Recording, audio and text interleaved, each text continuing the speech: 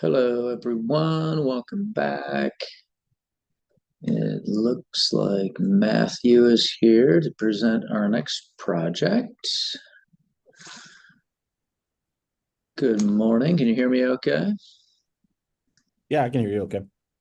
Excellent. And I can hear you. Thank you for joining us. Appreciate it. I'm going to launch your PowerPoint. There we go. You can see your opening slide. Yes. Great. All right. I'm going to pass you remote control. Yeah, go ahead and click on the slide, see if you can control that now. Oops. All Yep, right, got control. great. Well, whenever you're ready, you can start. You have 12 minutes to go through your presentation. All right, awesome. So I'll be quick. I'm Matthew Pleasance. I'm the Centralized Service Director for the Colville Tribes. Been on the Inchlim Skate Park project for the last couple of years.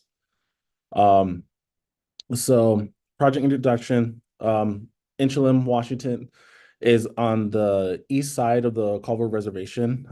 It's 1.4 million acres, so we're the size of the state of Delaware. So we're pretty large. We have 4 mountain passes, um, divided by quite a bit of streams, waterways, bridges to get over to different locations, and Inchlim itself is pretty remote.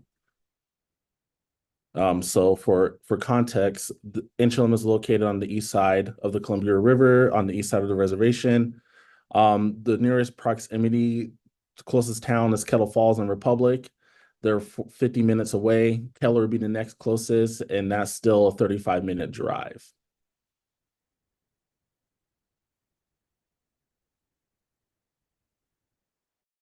So what we're looking to build is a skate park for the community.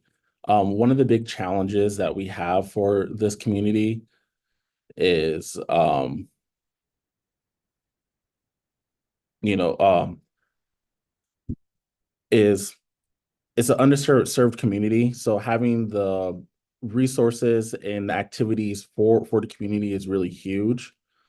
Okay, it's a little delayed when I click. So there we go. All right, so to highlight our needs, like especially looking at the BMI, the body mass index for 16 and 19, what Inchalim is three points higher than the Washington State average, and that is primarily due to the need of it. There's not a lot of activities available for the youth.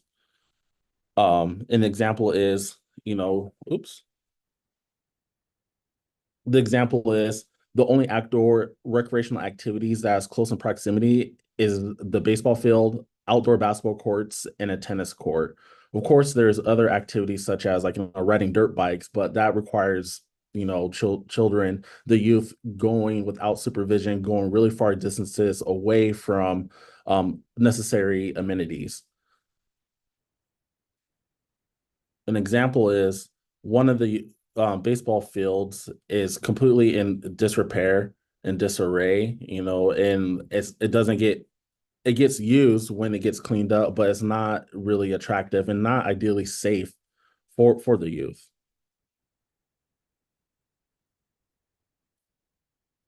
So, what the challenges of being remote, there's no public transportation to bring them to the other population centers that do have outdoor recreational activities. Like as I mentioned, Kettle Falls is 40 minutes. Republic Correction is 70 minutes. Well, it depends which way you go. The most common route which they would take is going up the Columbia River and taking a left and going across Highway 20, which is actually over a mountain pass. So that's not even walkable, or riding a bike is not feasible.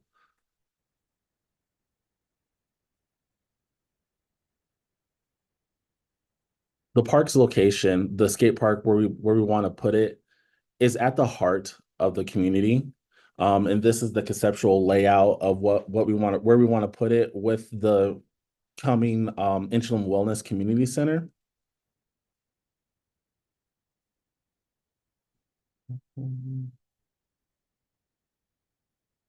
So a little bit more contextualization. The community center would go Directly in the center, the skate park would be off to the left.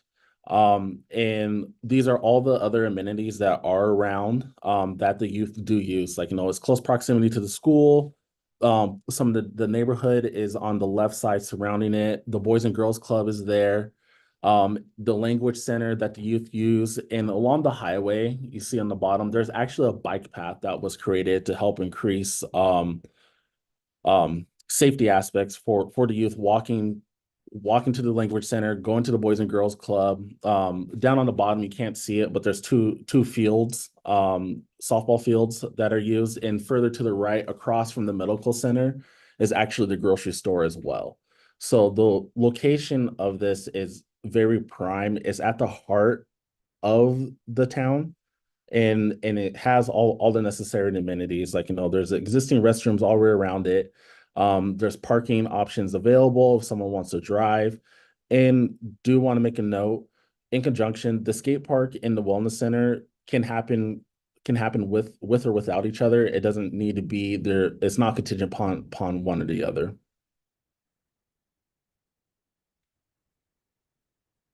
And here's a closer view just to show the bike path, the future development of where the wellness center will go, where the access road will come in, and where the skate park would be, which is to the left of him.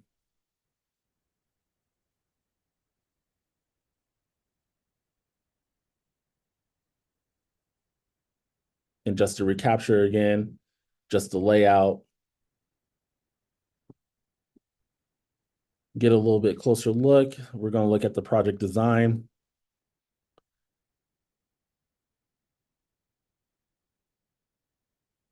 Here's the project conceptual design of it. Um, so this design is built upon two themes. There is cultural significance to it.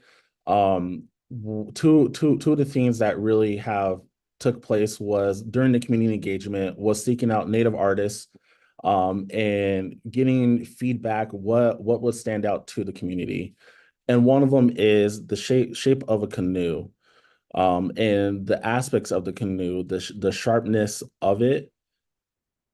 So here we go. So this is the layout of it, of what was originally designed and what we're going with the sharpness of it. So the skaters have the ability to grind, jump over it, and it encompasses a whole lot of levels of experience. It goes from beginner all the way to expert. The build for that piece.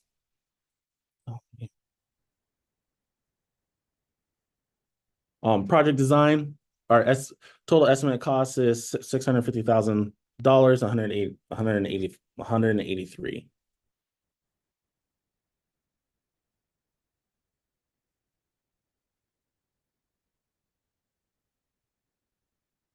Oops. Going back to our project engagement, we've been doing this since, oh man, been a couple of years now. We originally started this project in late 2020, early 2021. We started this project, started engagement, reaching out, asking the community what they would like to see with our partners, Grindline. We've gained a lot of momentum and a lot of support through it. This was held at one of the community meetings. Um, just giving a rundown who is Grindline, what can this skate park look like, the importance of it, and just giving the community a giving the youth something to look forward to.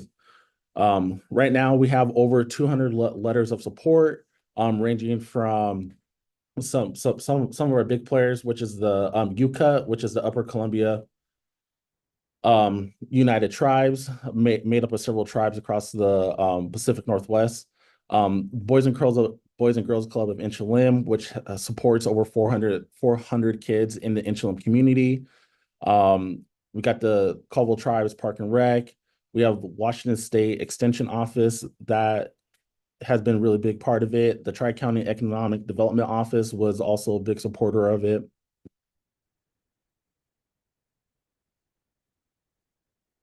Of course, this is Roger. If you guys ever get to meet Roger, you're gonna love him. He's very outgoing, and and he just loves people, and he really loves his community.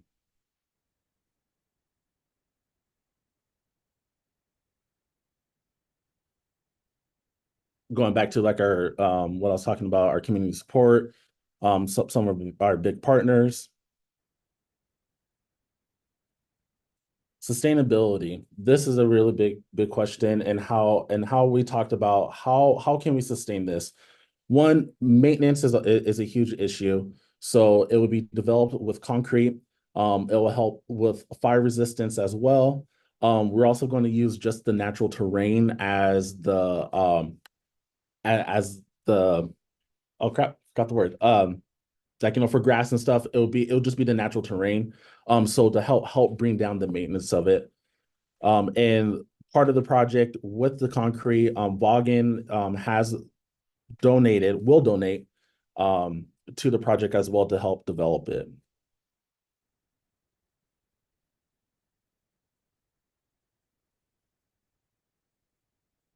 Um, part of sustainability too is that cultural aspect, right? Like, if the community doesn't buy into it, doesn't believe in it, it won't be sustainable. It won't be maintained. It won't be used.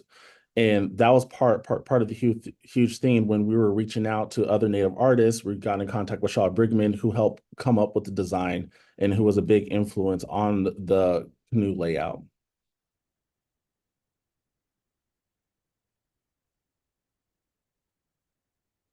Economic benefit. Um, One of the huge benefits is health. Health is wealth. Being able to keep the youth active has proven to show that leads to other aspects of their lives, like, keeping them in school, which is really huge for Inchlim community, because the Inchlim community on the reservation actually has the highest graduation rate. And one of the reasons why they have one of the highest graduation rate is they really try their best to keep the youth engaged in what they want to do, regardless that if that is going off being an engineer, going off being a fisherman, you want to be a wood carver, they find the tools necessary to help with that. And I think that's one of the best things about this project was during this whole design and everything, the youth had a lot of input on it. It wasn't just what does Grindline think would work? What does Matt would work? What does Roger think? No, it was the youth. The youth were the ones that provided the feedback of, hey, this is what we would like to see. And one of the things that was brought up during that was um, they get kicked out of parking lots a lot because there's nowhere else for them to skateboard. So providing them an actual safe space is another economic benefit, because now you're actually cutting down on potential injuries to the youth and to the general public. Some of the cost efficiencies. We already own the land. It is a standalone project, not dependent upon the Inchlim Community Wellness Center. We do have private funding match, Grindline, for their A&E work and their designing of it. Jeff Ament from Pearl Jam is contributing $50,000, and Vaughan Woodmill is producing wood for us at an estimated value of $30,000. Oops. And this is just a little note from Jeff Lement. He's really huge on getting the youth involved and getting the skate park. One of the recent themes was Republic just had their grand opening for their skate park, which is still quite a ways away from us. Jeff Ament showed up, provided skateboards. Like, it was a really big theme, and that was one of the things he talked about with us. Like, that's what he wants to do as well if we are in the same position.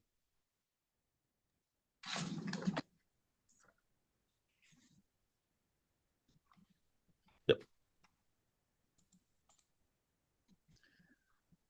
All right, thank you, Matthew. Appreciate that. Any questions from the committee or clarifications needed? Roxanne, go ahead. Right. Thank you, Matthew. Can you talk to us a little bit about how you work with the youth in general about what all their different interests are Yes. and the type of activities they do or want to do and how that led to this priority of a skate park. Yes, most definitely. Yeah. So what we do is we have we call it the community economic development strategies. That is a really huge guiding tool for us in the tribe, not just on like our capital project side, but also for the community itself, which helps influence what we want to do. In the said, so we have 4 districts: the Spiel, Omak, Kellerton, and Chilim. Each district ranks their own priority needs of what they would like to see. In Chilim, this is ranked number 3 overall, but for the youth, it's ranked number 1 out of all the projects for the Inchlim district. And one of the main themes was like, they want a park. That was the theme. But the question was like, what kind of park? And then as we started doing the community engagement, that's where it started really to evolve. And I was like, okay, this is what they meant by a park. They wanted like a skate park. That was the big push from the youth, because there are quite a few skaters in the community, like, that don't want to do traditional sports. Like, they already have the spaces for the traditional sports. So what are some things we can do to help create a different avenue? This was the one that really stood out.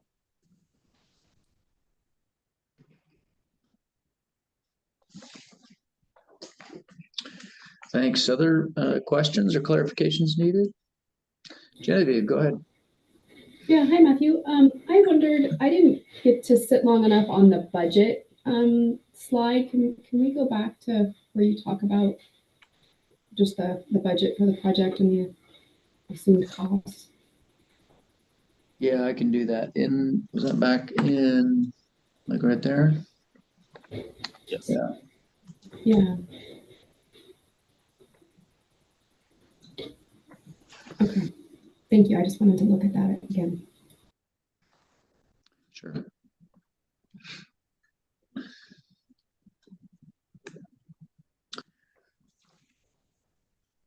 All right, anything else needed the committee needs to score this one?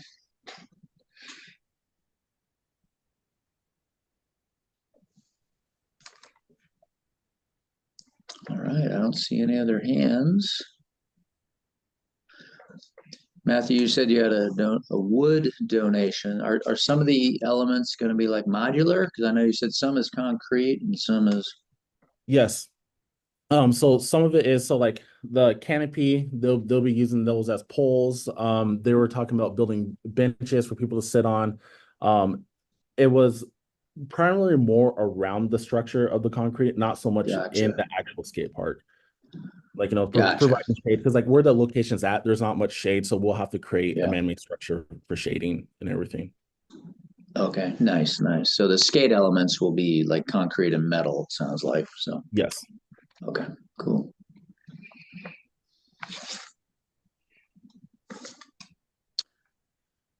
All right, I don't see any other hands, so thanks so much for joining us. Appreciate it.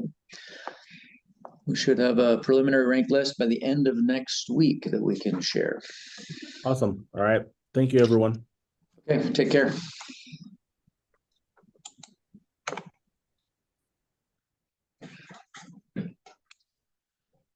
All right, moving back to the west side of the state. Hello, Jen. Looks like you're presenting this next one. Hello. All right. Everyone ready to move on? No objections. Got the last one scored. Okay, Cloney Park. Jen, can you see that okay? I can. Excellent. All right, I'm gonna hand you control.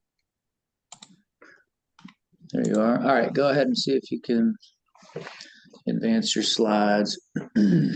Perfect. Looks like I can. All right, well, whenever you're ready, go right ahead. All right. So get this started. Jennifer Wills, Director of Parks and Recreation for the City of Longview, and I'm excited to talk about Cloney Park Inclusive Playground. So, Clooney Park is in Southwest Washington, located in Cowlitz County. And then the park specifically is almost centered into the city of Longview as a whole. The site condition, it's an underutilized space, large grassy areas, two place sets that are in significant disrepair, a shelter that needs work, and then a lot of asphalt that has cracking and makes it inaccessible. There's no lighting, no restrooms, and currently all the parking is on the street. What we're looking to install is a fully inclusive playground that's nature-based and that has an ode to our local history. We just hit our 100 year as our centennial, but our history isn't just our centennial. So it's our Cowlitz tribe and it's our timber history as a whole. So what we want to do is create recreational opportunities. We want play, we want connection, we want imagination, and we want to be able to explore. We live in a semi-urban environment, and this is an opportunity for kids to get outside without being able to have to go fully out into nature. And so what does the local priority need?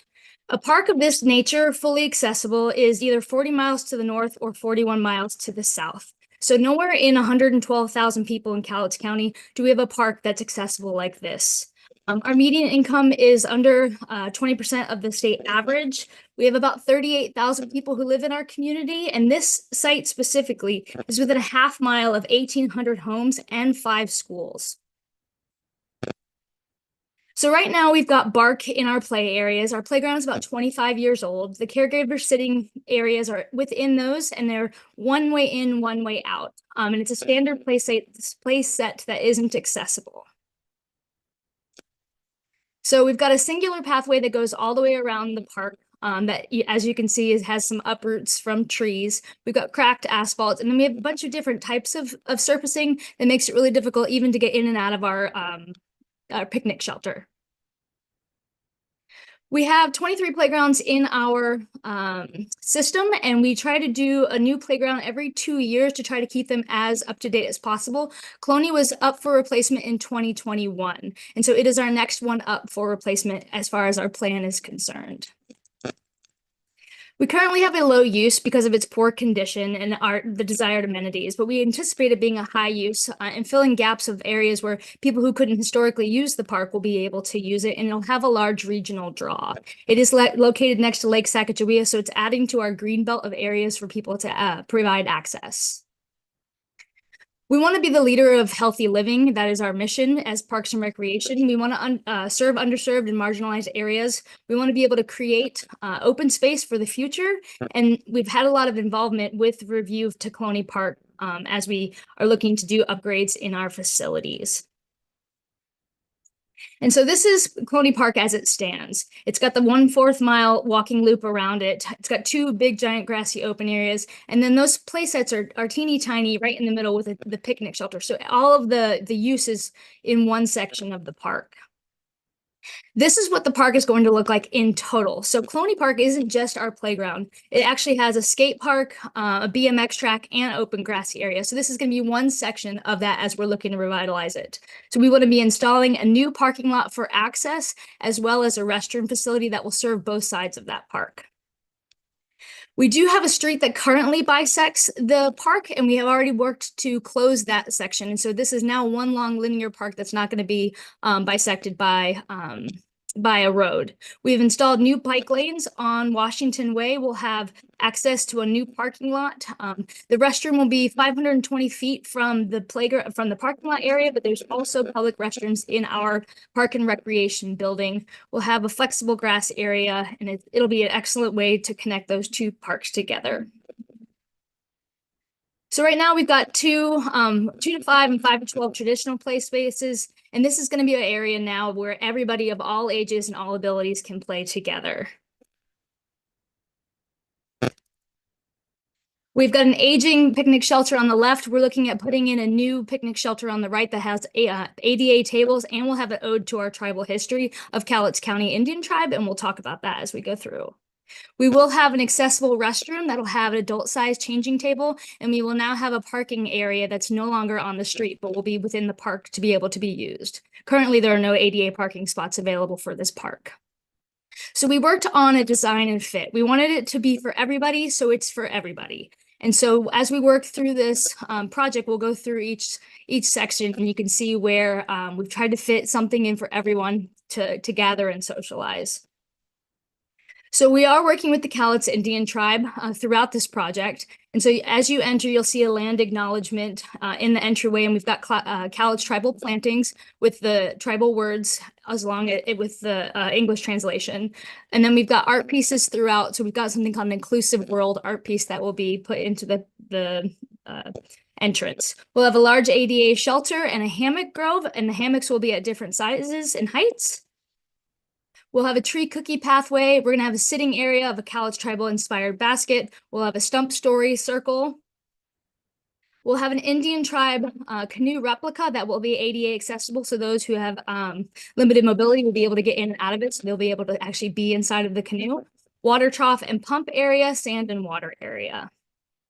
We will have a double slide caregiver slide with a transfer platform, as well as a turf slide ramp with an accessible ramp to the top on our slide mountain. We'll have a boulder trail, log scramble, and a bear cave that's also an ode to our Cowlitz tribal spiritual animals. We'll have a nest basket group as well as log pole climbers. We'll have a group spinner and then a log roller. So the history of Longview is we used to have log rolling in our Lake Sacagawea. And so this is an ode to our log rolling that we used to have here. And we'll have different types of swings, solar spinners, regular swings, ADA swings. We'll have an all-user restroom, like I said, with an adult changing station, saw art and log stack seating. And so we're getting in the nature. And then our project design budget, we did our first scope at $16,000. We received a grant. We were able to do a full design in CD, so $300,000. We're at 60% of our design right now. Our construction's about 3.3, and then you add in admin, architecture, and engineering for another 400. So we're looking at about $4.1 million to be construction ready by 2026. So our engagement, as part of we just finished our community pros plan, or our Parks and Rec pros plan. And with that, we got a huge outcry for more parks that are accessible. Can't you do something like Penny Park? Can't you do something like Marshall Park? Neither of those are in our area, but that's what people were asking for. We've done public comment at city council meetings and inviting the local neighbors. We've done direct mailings to our neighbors, and we've presented at many local service groups. So Rotaries, Early Bird Lions, and to both Longview and Kelso. And then our methods. So we have an ADA committee through the city, as well as a Park and Rec advisory committee. And we've been working with those two city-run committees. We've also worked with our local disabled users and families and provided feedback through them. And then we've worked with other inclusive projects in the region to see what's been working for them and what didn't work, and what would they have done differently should they do something again in the future. And then our methods for engagement is we brought the Cowlitz Indian tribe. We worked on just the concept design, said, hey, would you like to be involved? We would love to invite you to be there. And then through that project updates, we're working on design elements, trying to ensure that we are correctly doing their tribal history and ensuring their education throughout bringing them through this project. So this was our initial concept design, because you have to have a picture to show something to start asking for money and for feedback and for input. And so this was our initial design that we did, and it is now turned into this. So gateway into a discovery forest, into our sandbar, into our mountain, and then back out into the other gateway into the hangout lawn. And so during that, we had some community input on the project site layout as a whole, ensuring that we did have a parking lot, adding in some additional sensory elements that weren't in the first design, and then additional accessible access points, and then even more increased tribal history, cultural, and language elements. The Cowlitz tribe is putting their design input and potential financial support. Our local industries, Smurfit West Rock, has financially provided support, and then our Centennial Committee, as well as our foundation. And then sustainability as a whole. We will minimize stormwater through the impact of natural landscapes. We're going to be doing individual sites. So instead of having to redo $4.1 million, we can do individual elements. We will increase home values and tax bases near this. It'll be support our local renewable resources. We're adding in 70 trees, and then we're going to encourage connections and social bonds through the design of the park. And then we've got CDBG funding. We have RCO grant for the PRA. We've received the Smurf at West Rock, $40,000 from our Centennial Committee. We have $90,000 in our playground replacement fund, and then another $25,000 in equipment use and staff labor. So right now, potential donors and supporters, $2 million from LCWF. Cowlitz Indian Tribe has provided that they want to financially support this, as well as our foundation. We have additional service clubs that are interested, and then our local industry, so Weyerhaeuser, and then a few of our other places locally. And so I would love to answer any questions you have on Cloney Park and our inclusive playground. Great, thank you.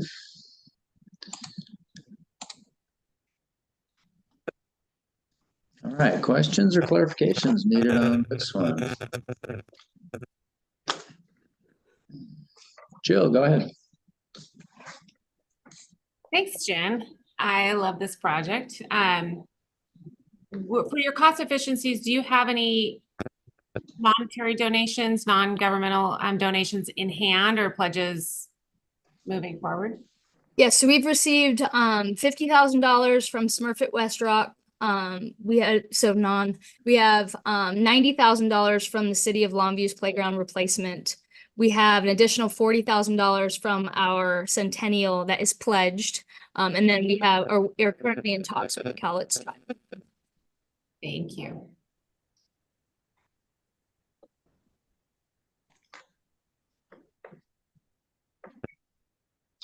Great, thanks. Looks like you have a appropriation from Department of Commerce. Is that in hand or something you're? So Department of Commerce, we received $1 million toward, yes, that we received last year for this project. Nice.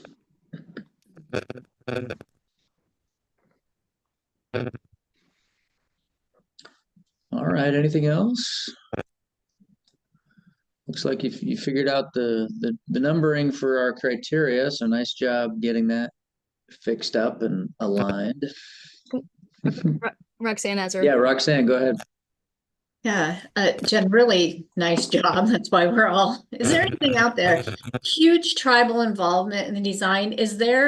What percent of your population is Native American or Indigenous that really drove that to be a factor? I don't actually have the percentage offhand. I just know that we have regularly worked with the tribe with our after school program and our youth for our summer programs. And so that's just been something that we know that has been a big need. We work both closely as well with their health department, doing some of our nutritional. And so don't know the scope of or the size, because I know the Cowlitz Indian tribe is regionally quite large. It's not just here locally. And so I'm not sure of local amount percentage wise. Okay. They've just been a great partner.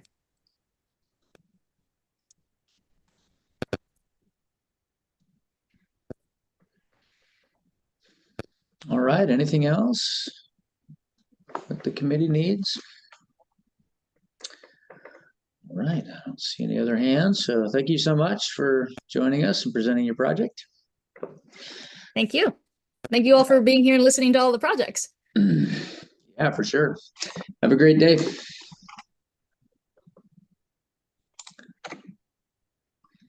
All right, that brings us to lunch. Thanks, everybody. Yeah, so come on back. Let's see, looks like, I think we start back up at 1:05. So yeah, come on back about 1 o'clock. Just make sure you're logged in, ready to go, and we will continue on. So I think I'm still on I can't get out. you can't leave. There should be, sorry, you can hang out for lunch if you want. Share my PB&J with you. Perfect. Yeah, I can't. That's usually in the bottom right, there's an option to, I know Zoom just updated. They did an update, so they kind of rearranged some features. But can you uncontrol me from your screen? Oh, there we There go. we go. Now I can leave. There we go. Now that was the Thanks. problem. Have a All great right. rest of your day. Okay, see you later.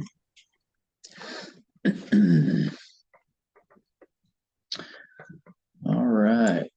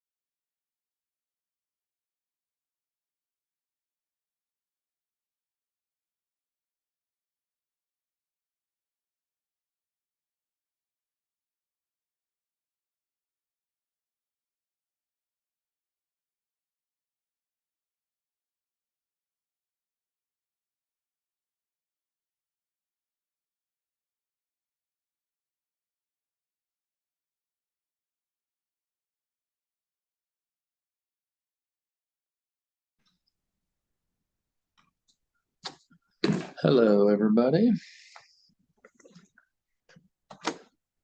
Welcome back from lunch. And it looks like Sue is here from Penn Met Parks. Welcome, Sue. Nope.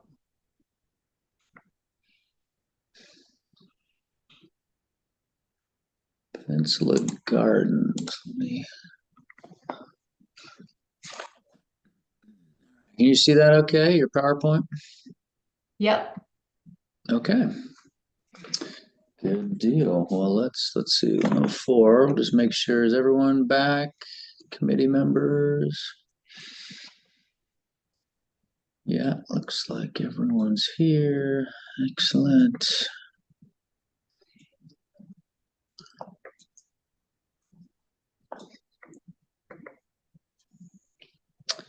All right.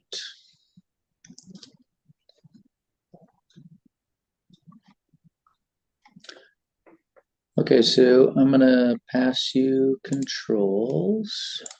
There you are. Go ahead and click on the screen. You should be able to take that now. Excellent. All right. Well, whenever you're ready, you have 12 minutes and you can go right ahead. All right. Thank you. Hello, I'm Sue O'Neill with Penn Met Parks. We're celebrating our 20th anniversary this year and manage over 600 acres of parkland property. This application is seeking funding for development of Peninsula Gardens Park. The project site is located in Pierce County within the service area for Penn Met Parks, which is shown in green surrounding the city of Gig Harbor. The 10.6 acre property is located at the intersection of Wallachet Drive and Fillmore Drive, very close to Gig Harbor city limits, and was acquired by Penn Met in 2011. And the property was formerly a commercial garden center known as Peninsula Gardens and has existing storm ponds, a septic system, parking lot, and undeveloped forest land.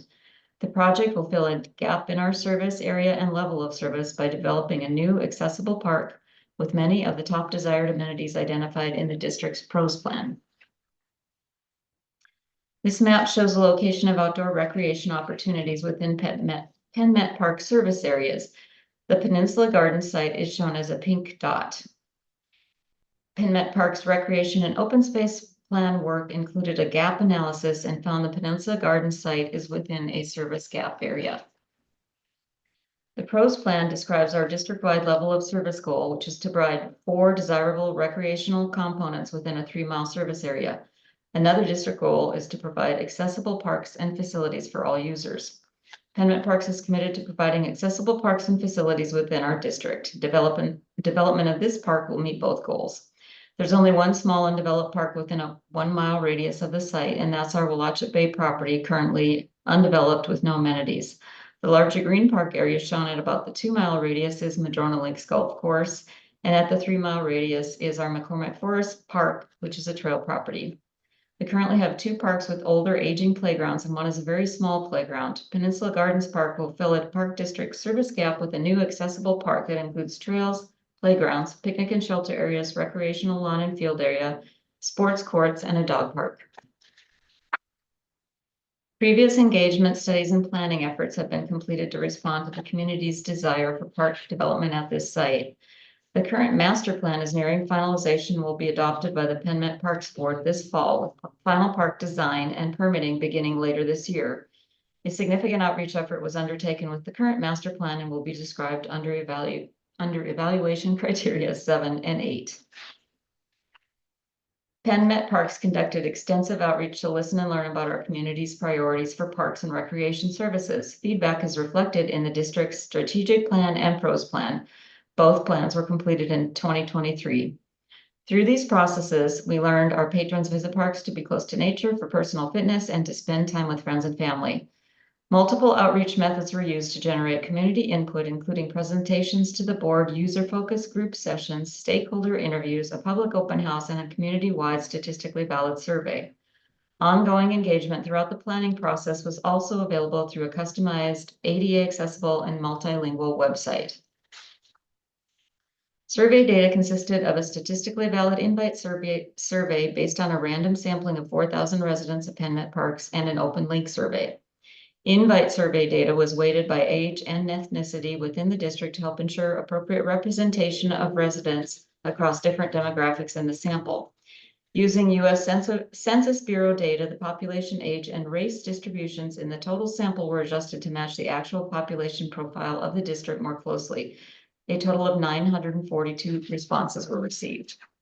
Survey responses in local priority areas defined in these plans served as the basis for the Peninsula Gardens Park project elements and amenities. The site has several existing structures and paved asphalt parking. There is also a large open unmaintained field area and undeveloped forest land. Some structural elements at the site are planned for renovation, including the main building concrete slab for sports courts and potentially some of the trellis for use as a covered seating area. Remaining structures will be demolished as they are in poor condition. Paved areas will be salvaged and improved where possible. There are 2 existing storm ponds on the site that are functional but not maintained. Development of the park would allow these necessary pieces of infrastructure to possibly be used as an educational opportunity for visitors. While there is some pedestrian access on the Watchet and Fillmore intersection, the sidewalk is incomplete. Development of the site would ensure that proper frontage access and buffer zones are maintained and for safety and accessibility. The project site also contains approximately 2.8 acres of forested area that serves as an important ecosystem, helps maintain canopy cover, and supports local wildlife. Minimal development is proposed for this area, but access to the forest will be made through the addition of nature trails.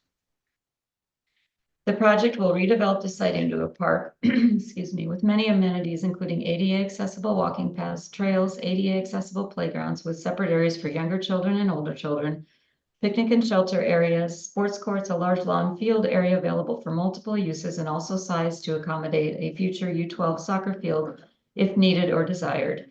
ADA accessible restrooms, a dog park, and parking. The site will be available to everyone for many recreational uses, including walking, picnicking, lawn games, recreational field games, pickleball, basketball, volleyball, playground use, nature enjoyment, and spending time with your dog. The new park will fill a service gap and provide many new recreation amenities for this area. The design prioritizes adaptive reuse on site and takes advantage of the natural site features. The project has been planned to fit perfectly within the existing site, taking full advantage of all site areas and the unique site configuration. The existing asphalt paving footprint will be expanded to accommodate additional parking and car traffic while maintaining up to 3 entrances at the site. Walkways will be ADA compliant and provide access around and through the park, leading to the main activity areas of the site and around the large lawn field area. ADA accessible restrooms will be strategically located for park users. The main greenhouse footprint will be renovated to accommodate and centralize the sports court area, which will help mitigate on-site disruption in other areas of the park. 2 ADA accessible play structures will be created to accommodate different age groups, ages 2 to 5 and 5 to 12. A large natural grass playfield will offer a variety of outdoor sports and games or general enjoyment and picnicking.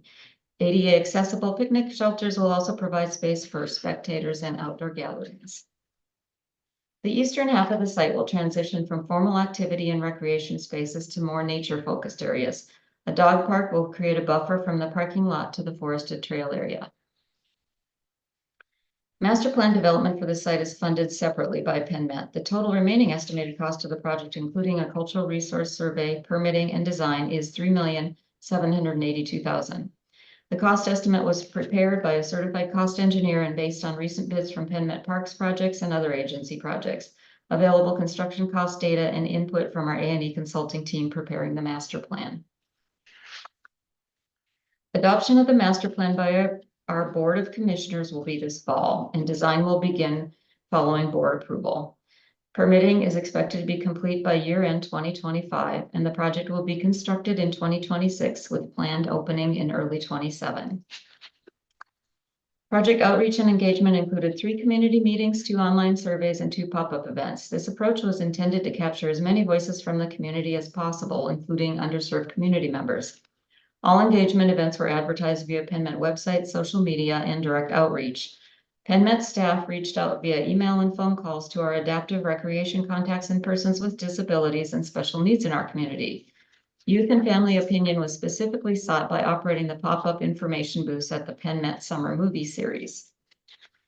This slide shows the district demographics. It's difficult to tell the demographic and diversity of the project-specific outreach participants, although all efforts were made to be inclusive. This site master plan was developed based on community input and their priority for amenities. It was clear that the community wanted to have ample space for recreational sports. Many other interests and priorities were also expressed.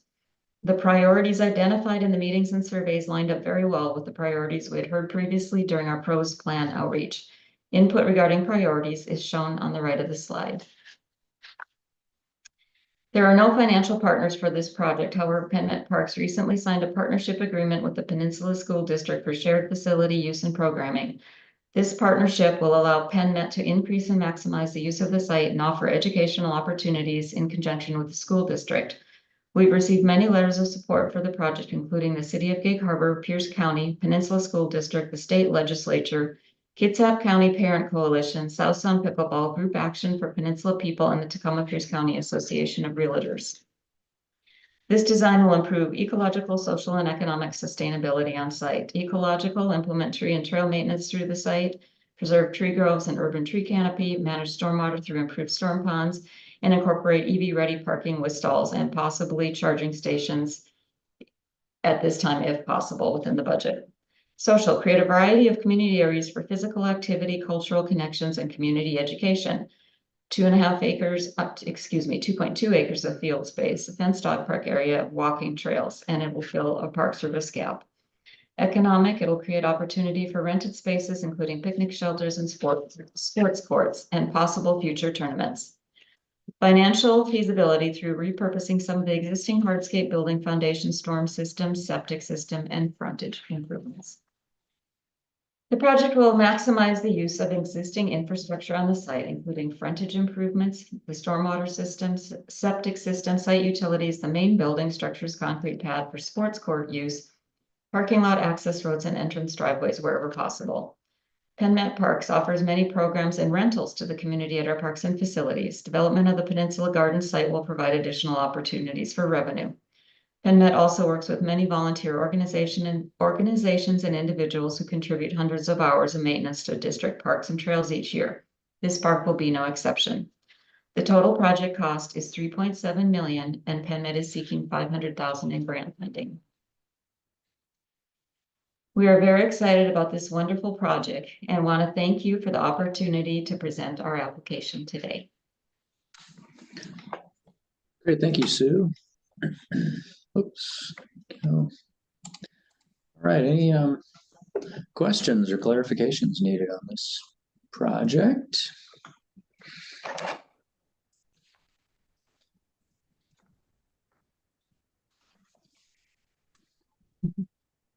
Roxanne, go ahead, and then Jill. Great. Good job, Sue. Can you let us know on the partners, are any of them envisioned to maintain or operate any of the elements within your planned park? Let me see. Oh, thank you, Carl. Possibly the Peninsula School District. As I said, we have a shared partnership agreement which allows use of each other's facilities. So although they wouldn't exclusively use the facilities, they may on occasion offer educational programs out of the facilities there. Thank you. Go ahead, Jill. Can you go to slide 25 for me, please? Just one back to this one. I was just going to see on your community outreach what your, I can't quite read the text there. Oh, I'm sorry. It's terrible. I apologize for that. I didn't realize it was so hard. I can read them. Pickleball, tennis, soccer, basketball, baseball.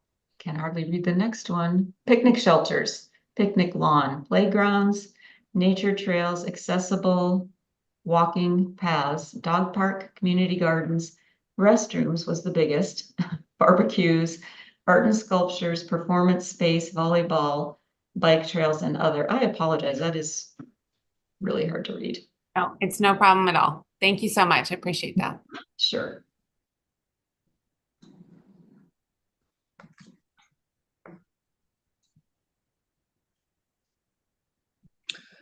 Other questions? Pen Met. Back to this, whoops. Man, this is really jumpy. Back to the site plan, sometimes that can help. It looks like all of this is included in this phase. You're gonna sort of do it all at once, one big phase. Is that the plan? Yes, that's the plan. We would love to. So there isn't any real like buildings. Most of this is outdoor space. Right. So that helps a lot with the budget. So. Yeah, yeah. Okay.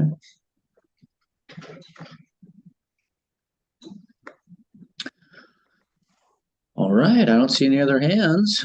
It must have been pretty thorough, so appreciate that. Thank you. Appreciate time. Yeah, for sure. Thanks, Sue. Yep. Bye. All right, moving on to Lake Stevens. And Sarah, looks like Sarah is here. You're presenting this one? Yes, I am. All right. So Jill, this is one where you get to test our recusal function to make sure that works, but you don't have to leave or anything. You can hang out. You can even help answer questions if needed at the end. So hello, Sarah, and welcome. Thank you. Great. You see that okay? I can see it, yeah. Okay, great. I will pass you control. There you are. All right, go ahead and click on that. See if you can. Looks like it's working. Perfect. Great. Well, go right ahead whenever you're ready. Okay. Awesome. Thank you so much for having me today. My name is Sarah Garceau. I'm the Parks and Recreation Director for the City of Lake Stevens. I'm very excited to present to you our project for Eagle Ridge Park. Lake Stevens is located in the county of Snohomish. Oh, it clicked and went back. Let's try that one more time. There we go.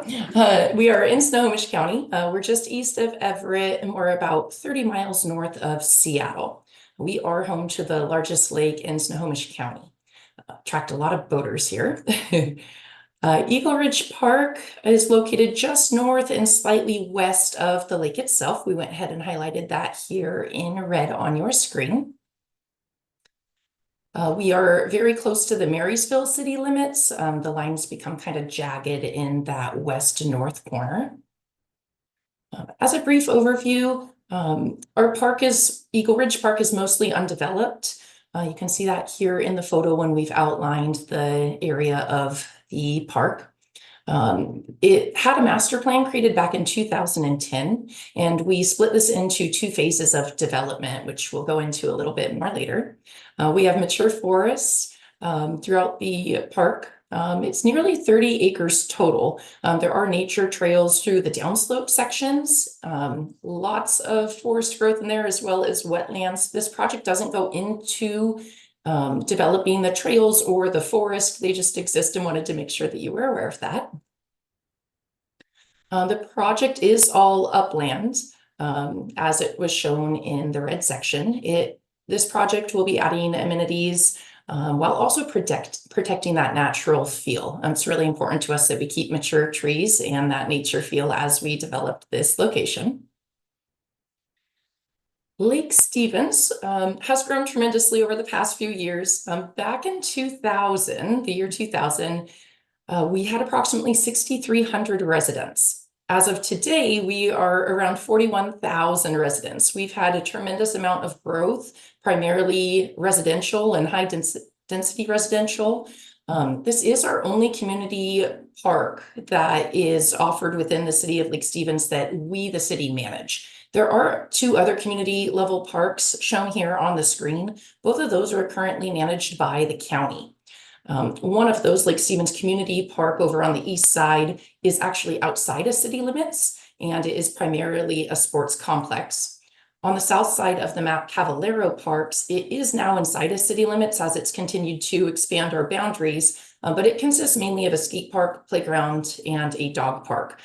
This is very different amenities than what we are offering out at Eagle Ridge.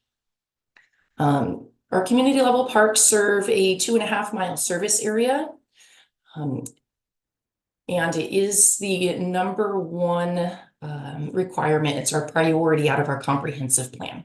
The site also does have a senior center, and we'll be partnering with the school district for use in the outdoor classroom. There is a service gap in this section of the city for the community park level service.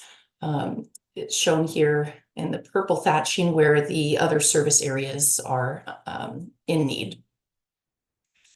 Community service level parks are our highest level of priority according to all of our public surveys and public input. The park is strongly desired by the community. This is the survey results from our comprehensive plan and community outreach. Although the neighborhood level parks in Lake Stevens, due to distance and location, they are somewhat close by, but you can't walk to any within 10 minutes, and you're also crossing over large, busy highways. So this will really serve everybody who lives in the area, as well as allow people to drive in. This park satisfies many goals in our comprehensive plan and in the state recreation comprehensive plan. I won't go through all the boring details, but we've cited them all here. The Eagle Ridge Master Plan and conceptual drawings were developed with robust public input, and this project has been waiting on funding. We know this park is underutilized, mainly because it's underdeveloped. We hear all the time that people didn't even know it was a park. You walk in and you see the community gardens, but then you see a big storage building. If you go to the other side of the park, there is the senior center, but people really don't know if they can use it or not. It just doesn't feel like a park that people should be using. We get that comment all the time, so we're excited to be developing this. The first phase of Eagle Ridge Park was completed back in 2017. We installed mainly a community garden. It has 74 different beds. 4 of those are accessible ADA beds. This project will increase visitors to the site. The project did increase visitors to the site, but again, they have little to do in the area. Funding for this project will be used to complete all the items listed here, including the amphitheater and outdoor classroom, our looped walking trail, add a playground, add a picnic shelter, do all of the landscaping, and include restrooms. We'll look at these further in detail as we continue along here. This is the amphitheater and outdoor classroom that is proposed. It hosts theater in the park. We've been having theater in the park here for several years. But we're also aiming to bring in additional performances and events. We're also looking to partner with the school district and engage students from all of our schools, really start programming this area, not only for educational classes, but for outdoor nature experience as well. This is the looped walking trail. We also point out the location of the senior center just for proximity here. It'll provide social connections for seniors that are already visiting the park, as well as bring in additional park users. Conceptual plans for playgrounds are shown throughout this presentation today. We're maintaining some kind of natural theme is what we're going for, whether that's made out of wood or metal. Definitely focusing on accessible play space and using rubber tile surface to ensure that maintenance is kept low and accessibility is high. It will also provide activities for a wide range. One of the proposed items that we're looking at is a cliff rider element shown here, which would allow for older youth to also use the playground. So many times as kids grow into their teen years, they get a little bored with the slides and the swings. And so we're looking at providing play here, which isn't in our other parks, and provide a unique playground. Just some additional photos to show you what we have in mind as we develop the playground area. This is a photo of the picnic shelter that we have decided on. The size of the shelter was increased from the original concept design, and we've also added barbecues. That was due to the recent public input as we continue to get feedback. Here is a photo of what the restroom could look like. They will be flushing restrooms, a major upgrade from our portable toilets that are currently on site.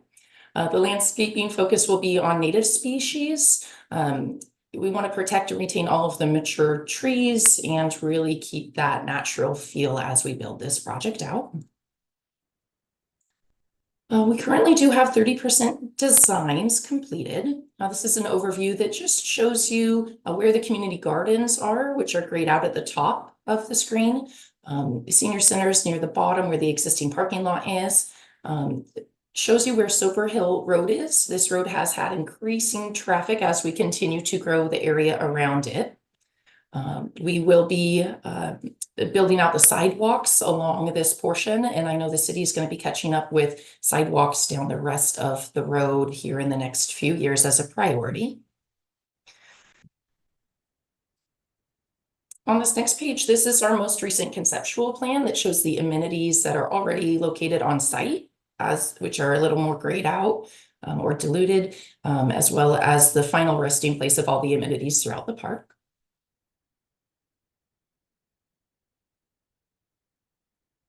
The playground will close a gap in our service area. It'll satisfy the community priority placed on playgrounds. Spread them out throughout our facilities. We have heavily used playgrounds, as I'm sure all of our cities do around us. This design also supports the vision from the master plan by being sustainably focused and providing natural landscape. It also supports the goals of our climate adaptation plan. The amphitheater will be the only one in Lake Stevens and nearby. It was requested all the way back in 2009 and is continually requested and supported through today.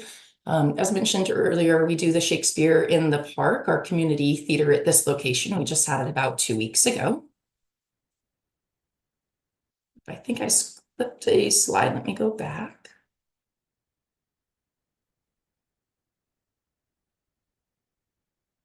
There we go. The restrooms are being brought up to city standards for our community parks by providing both hand washing and flushing toilets, something that we all like to see when we visit parks.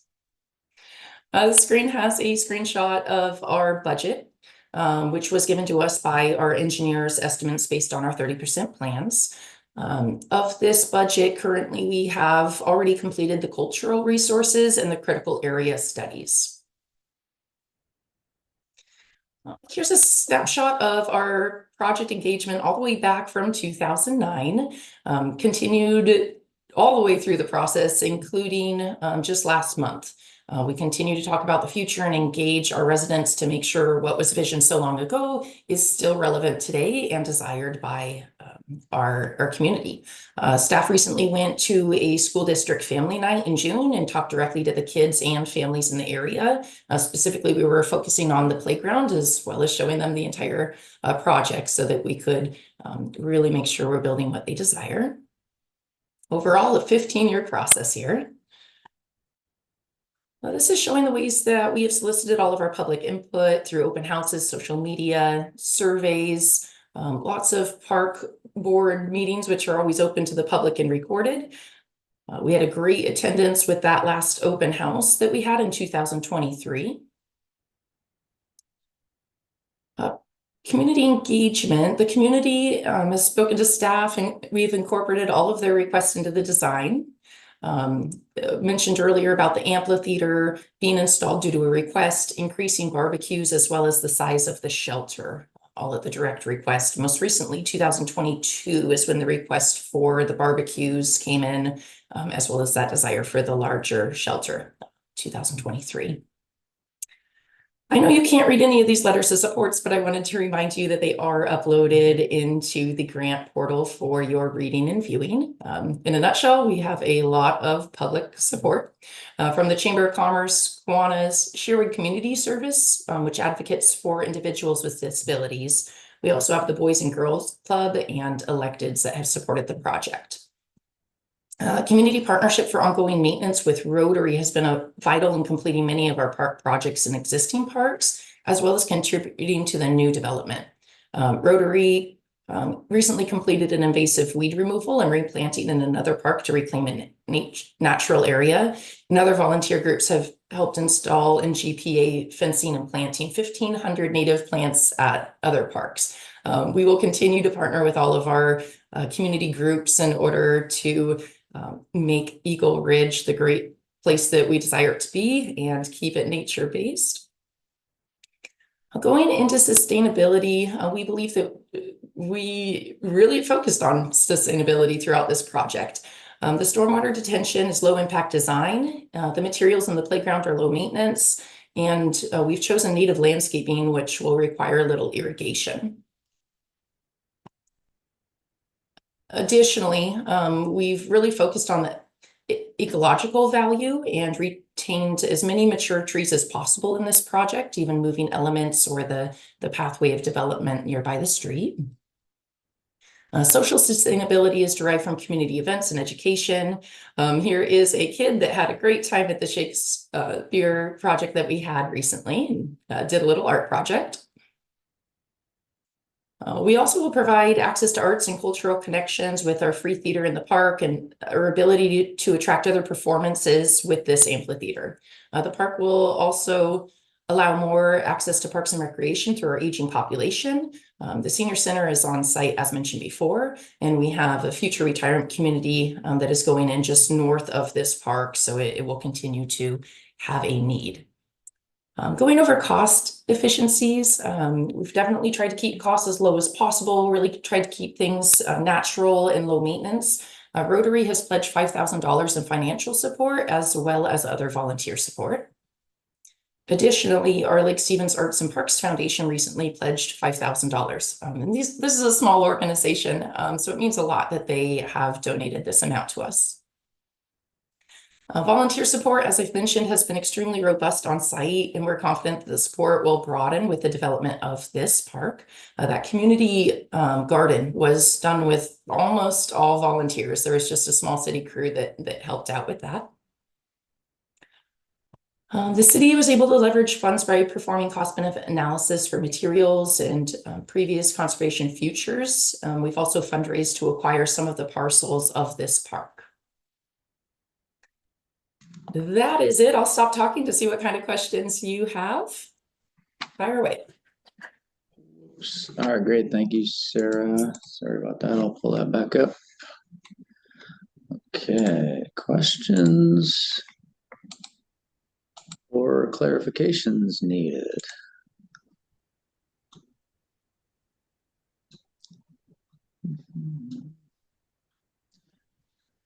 Site plan here.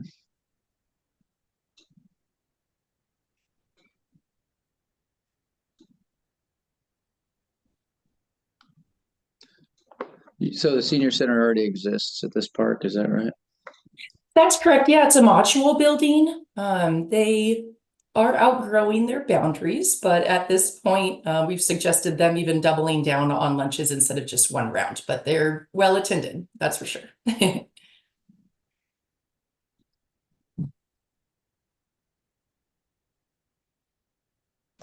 We've designed this right now. You can't pull through the entire park, as you can see from the two independent parking lots. It'll be designed so people can pull through and accommodate buses. We have a few pop outs to ensure they can park on site. Gotcha.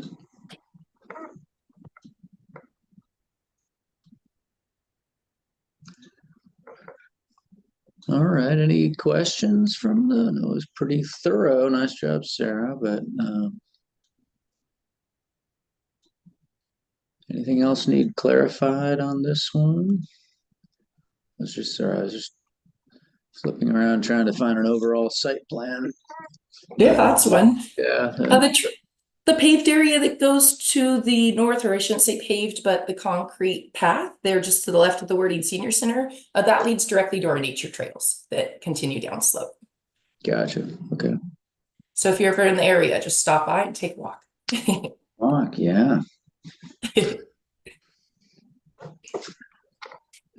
I'm all ready. right. Thank you all for your time. Good luck with all your presentations. Yeah. Yeah. Thank you, Sarah, for joining us. Appreciate it. Yes. Thank you. Okay. Bye-bye. Bye.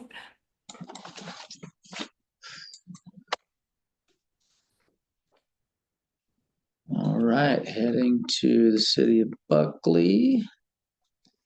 And let's see, who's here? Aaron, are you presenting this one? Yes, I am. Great. All right, welcome. Pull this up for you. There you go. Can you see that? I can. Excellent. I'll pass you control. There you are. Go ahead and click on the screen. See if you can take that.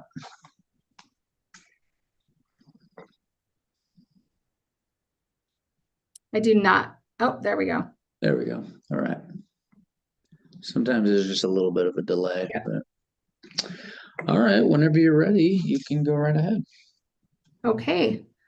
Well, I am Erin Snodgrass. I'm the Parks and Recreation Director for the City of Buckley, and I am here today to talk to you guys about Miller Community Park. Miller Community Park will provide Buckley residents in the greater White River community with a high-quality park featuring passive and active recreation opportunities. The City of Buckley itself is nestled at the foothills of the Cascades and is in East Pierce County, about as far east as you can get, bordering King County and the White River. Our current city population is right around 6,000, with the census in 2020 putting us at 5,555. Our service area, however, expands way beyond our tight city boundaries, and we serve a lot of East Pierce County in the small communities of South Prairie, Wilkeson, up to Carbon Glacier and Carbonado, and into Bonnie Lake and towards Lake Tapps. That service area population we call our White River population for the school district title, and it's around 25,000 and upwards. Our site location for this park is centralized in the city of Buckley. As you can see, it's noted with the star on the map. It is right around neighborhoods and a little bit away from the corridor of where you might see a few businesses in Buckley. And I say businesses lightly because we are a very small community. The site conditions currently are that it is a flat area of land that used to be used for pasture grazing. Currently under construction is a road that it will link the two parts of town where the road was never punched through and connected. And that is a city project that will also provide parking support for this park. The city of Buckley has taken a lot of time in the past 18 to 24 months looking at what our true needs are in terms of park service. And I want to start out by showing a map of where our parks are, and you'll see them noted in the dark green and the dark pink, mostly nestled along this 410 corridor, 410 being Highway 410 that runs right through Buckley and is noted with the black and white dashed line. Our parks have always been built kind of as we have a little bit of money, we'll build something small. And there's never been a park where it's planned out and taken years of community input to build, as this Miller Park will be our first really community project. Along this corridor is also the trail, or the Foothills Trail, and the first mile was in Buckley. And so we kind of just built little parks along that. As we've dug into our pros plan and reached out to our community through our surveys, our biggest thing is people want parks within a half-mile walk of their house. They want more gathering spaces, playgrounds for older youth, tennis, more access options for seniors, and trails and loops for walking that aren't as busy as this corridor trail. And we look deeper at what that half-mile walk looks like to people in our community. You can see that the green is what our half-mile walk to a park looks like now, and yellow is the impact that Miller Park can make for our community members. Also noted in our local need is just the addition of playgrounds, especially playgrounds that are accessible and for older adults or older youth. This picture in the corner here is of the nearest playground to where the Miller Park site will be. Diving deeper into what our local needs are, you'll see that we are looking at a level of service standard of about 7 to meet our 2020 population. And our population is rapidly growing in Buckley. But looking at those standards and where that puts us, we are still about 7 acres short to meet our adopted level of standard. And putting in Miller Park will improve that by 3.5 acres of parkland, community parkland. It's important to look at just Buckley as a whole. If you look at it, you're like, there's so much open space, but really most of this, as denoted in green, is state-owned land that's not accessible for recreation. While it is open, if you drive through town, it's not something average community members can go enjoy or really even view. It is kind of locked off by DSHS. Also, you can see the location of this park is directly addressing the blue boxes, which is current permitted developments and where a lot of our growth is coming in. Looking more beyond than just playground structures for families and kids, we also want to really look at what our senior population and our aging locals need in a park. And the things that came back and we learned from them is they needed accessible walking loops that were of shorter distance, picnic shelters for shades and gatherings. You see the picture in the bottom is from just this last month, our senior picnic. We had to bring in tables and chairs, and we hosted it at the Log Show Grounds, which is a nonprofit in town that has a facility that's too small for us. And this park directly will impact those needs. And then they also requested bench and seating options. The location of this park also directs close proximity for those seniors who don't want to drive long distances for recreation needs. And it will be just a few blocks away. The project scope. This project will include large open lawn and wetlands viewing for passive recreation. It also offers active recreation, playgrounds, the loop walking, opportunities to gather and socialize. We are in this proposal giving you phase 2 of this project. Phase 1 is a different proposal, and those elements are not included in this application. I did want to showcase them because they do partake in the larger picture. We will, in phase 1, be putting in tennis, pickleball, a multi-use court, a volleyball grass court, and restrooms that'll be able to be used by the entire park. Diving deeper into the project design, you'll see that our needs are directly being answered. And what you saw in terms of we needed open space, you see in the open lawn design. In the playground, we have an expansive playground that is ADA accessible, 2 picnic shelters, one larger and one smaller for the shade and gathering needs of both our senior and family populations. We have the wetlands viewing for passive recreation and restoration, as well as overall developing that 3.5 acres into community park and restoring and maintaining our mountain views. Diving deeper into the playground design, you can see how they look all together. Diving deeper into the playground design, we have spent a lot of time reaching out to our community of what does a design that meets our needs really look like. And you saw the picture of an example of what we have currently in Buckley. And this is another layer or another dive deeper than even our community was aware could be here.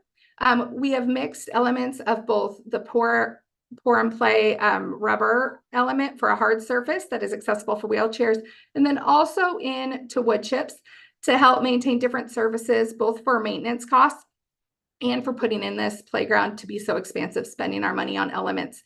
We have both active things kids can do in groups and with others, and also elements of high design or more thrill elements for older kids, as well as low elements, as you'll see depicted here, for kids maybe with abilities that don't allow them to climb on structures. Our project budget was put together by myself, our city engineer, and consultants, as well as Great Western Recreation, to make sure we were on pace and staying in budget with our playground dreams, as we heard from the community. We have the street access and parking is currently under construction. Parking is not a part of the scope of this project. It is something the city has taken on to facilitate the implementation. And we are anticipating open in fall of 2027 as we work to go after whatever combination of grants work out best for us to fulfill this dream. Project engagement. Buckley is a town where we have a lot of engagement. People from Buckley love Buckley, and you'll see throughout the next few slides how much engagement has come forth and people excited about the opportunity to bring this quality of a park to Buckley. The dream of Miller Park started in the late 90s when the land was first thought about purchasing, setting aside the money, buying the park, working through multiple drafts and open houses and community outreach, early applications that didn't work out for grants, and going back, putting it together again and going back, working through it. And here we are in 2024, working to secure funding. The pros plan most recently, and in the last 18 months, we've really taken a lot of focus on what this should look like. You can see from this chart, we work to get to different demographics, and we did that through some creative work with our partners and Friends of Buckley. We also got really into the nitty-gritty of what the design should look like in planning outreach meetings with the youth center, senior center, boards and commissions. Furthermore, we look at how the community influenced the design. In 2016, that was the design of the park. Things didn't work out. They went back, redesigned it in 2020. Okay, the needs weren't coming back the same. It wasn't hitting everything. And here we are in 2024 with our most updated design. Some of the things you'll change is a larger wetlands, a full loop of 0.25 for seniors and adults to easily track what they're walking. You also see the basketball courts were removed from the design because that needs being met somewhere else. It was prioritized out of this park. The playground got expansively bigger with a larger investment in ADA features as well as elements for older children and filling in that nature look that is more just naturally Buckley in terms of the woodlands and the Cascades right here. As we hear from our residents, you know, we keep hearing that playgrounds that are inclusive and have swings for wheelchairs so that all kids can play should be a priority. And we also repeatedly heard that they needed parks away from the 410 corridor and the trail system, which is why this project has been prioritized by our city council.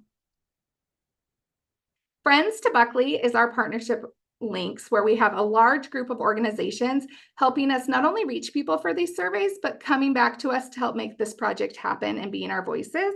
We also have partners both on community contributions, donating what they have, and also donated services such as the dirt work. Sustainability factors. We have our ecological factors, our wetlands buffer zones, our interpretive signage along the walking loop, and we really are focused on preserving our mountain view. We also are promoting our environmental awareness with our social factors, community connection, improving our community health outcomes, and our economic factors are including increasing property values, attracting visitors, and community partnerships. Last but not least, our cost efficiencies focus around Friends to Buckley, our infrastructure provided with the road coming through, our volunteer plantings, and just the city's commitment to timeliness on this project after this long road to get here. I am open to any questions, and I want to thank you guys for your time. The City of Buckley is very excited to bring this first true planned park to our residents. That's great. Nice job. Thank you, Erin. All right, questions or clarifications needed from the committee?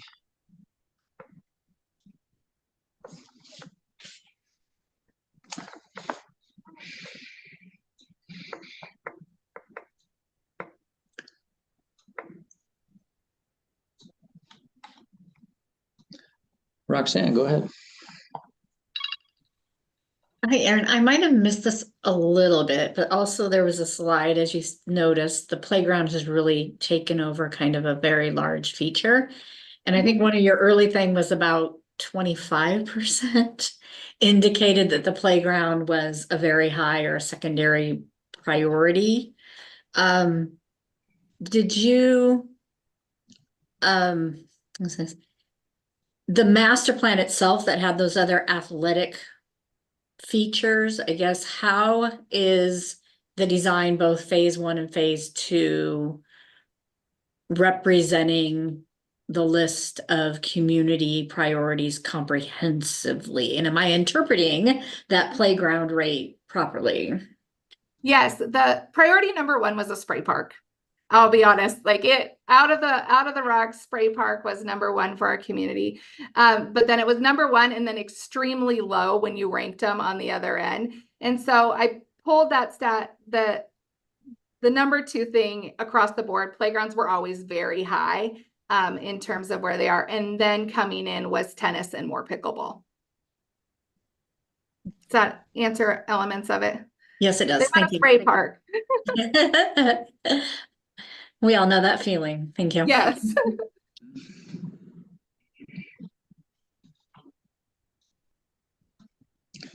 And that tenant, oh, go ahead, Jill.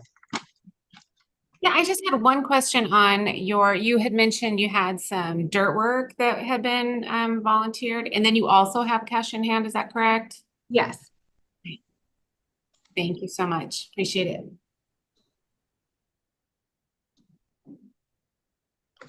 Thanks, Jill. The tennis is another, that's a separate YF grant or something? Yes, that it is. right?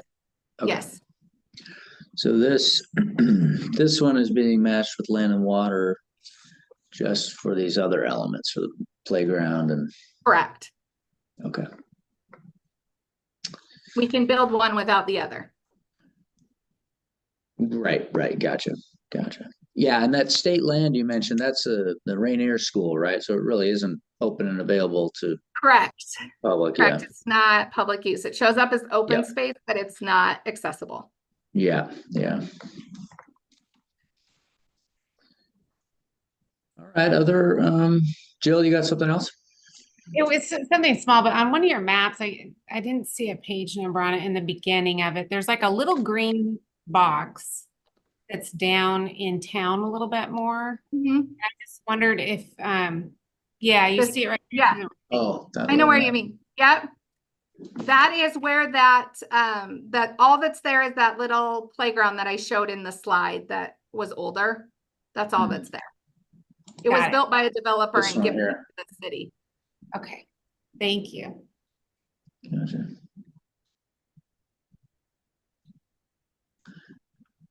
Oh yeah, Roxanne, here's that almost 25% for the playground priority.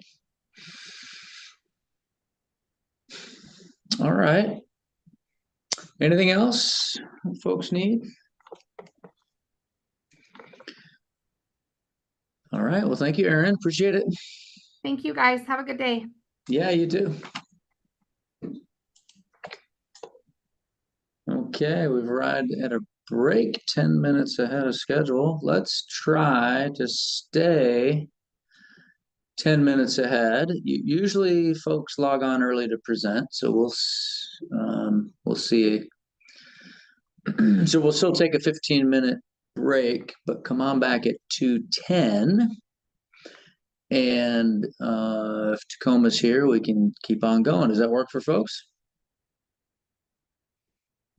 All right, great. See you at 2:10.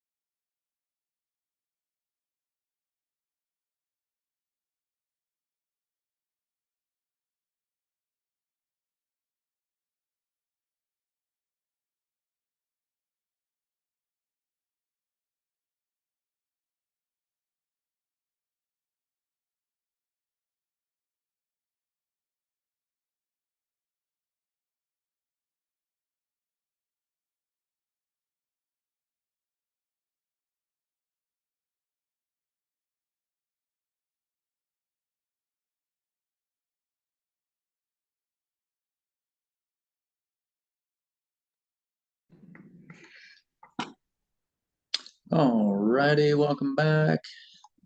Hello, is it Elisa or Alyssa? I forget.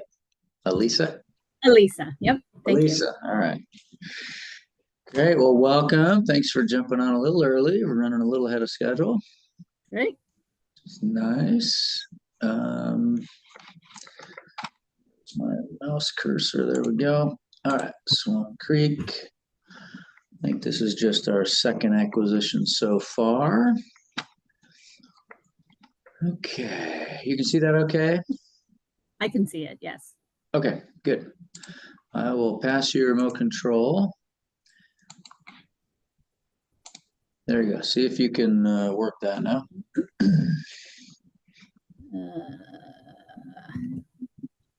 Okay, maybe not. Try here. Go ahead and whoop. All right, click on the screen. That usually kind of activates it, and then Okay. there it It's goes. just it's just a little bit of a delay. I have to be comfortable with. Yeah. Well, whenever you're ready, go right ahead. Oh, okay. Fantastic. I thought I'd see faces, but good afternoon. I'm Elisa O'Hanlon Regala. I'm the long range planner at Metro Park Tacoma. I'm here to talk to you about the acquisition of the Probst property at Swan Creek Park in Tacoma, which is, as you can see here in the southeast boundary of the city. Opposite, I'm just going to note Point Defiance Park, a significant regional park, is an important landmark. And the property we're talking about is this little red dot, which is actually two parcels formerly owned by the Probst family.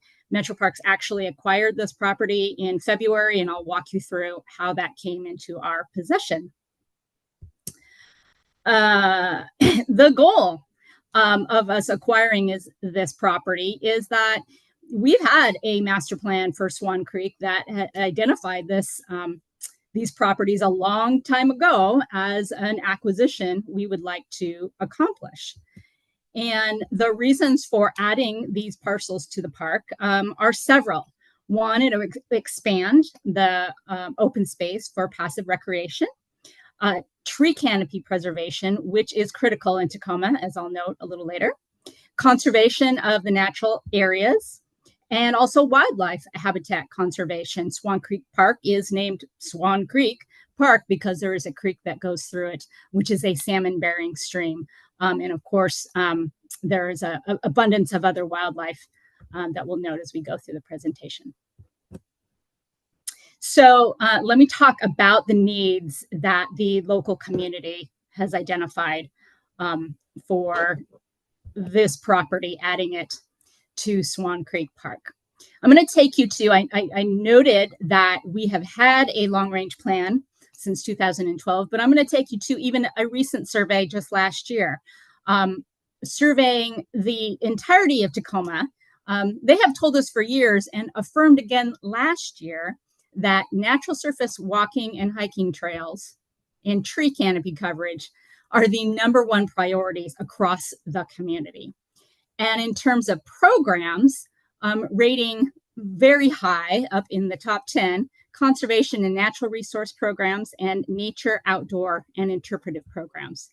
And when we zone in at Southeast Tacoma, where Swan Creek Park is located, we can see that it's still trails and trees as the #1 priorities, and even higher in Southeast Tacoma is desire for nature, outdoor conservation programs.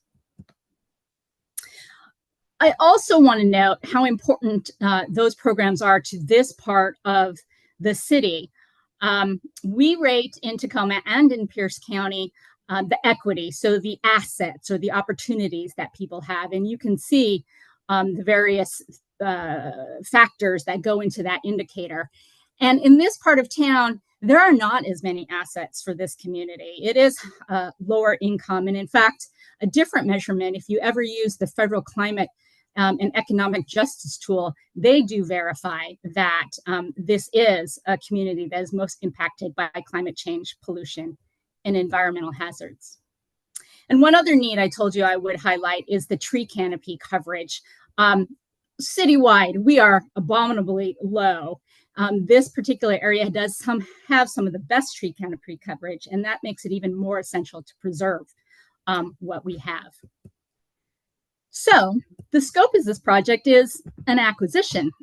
That northern parcel is 4 acres, and it is fully undeveloped with mature trees. We just noted that is essential to preserve trees in Tacoma. The southern parcel is developed. A family lived there for 60 years. And so there is a family home there and a garage and some outbuildings and some existing fruit trees left over from a garden. And I want to note on the eastern slope, it's a very steep slope down to Swan Creek, that Swan Creek that I told you about.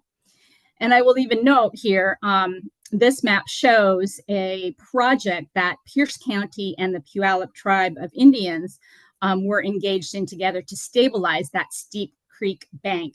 So one of our reasons for acquisition is to also participate in that protection of the salmon-bearing stream. We did receive a conservation futures grant to help with the acquisition of this property. And of course, that puts a covenant that there will never be any active recreation improvements on this site. Now, Swan Creek Park, as I noted, one of the opportunities here is to really expand trails and exposure to natural spaces. So that is what much of Swan Creek Park is.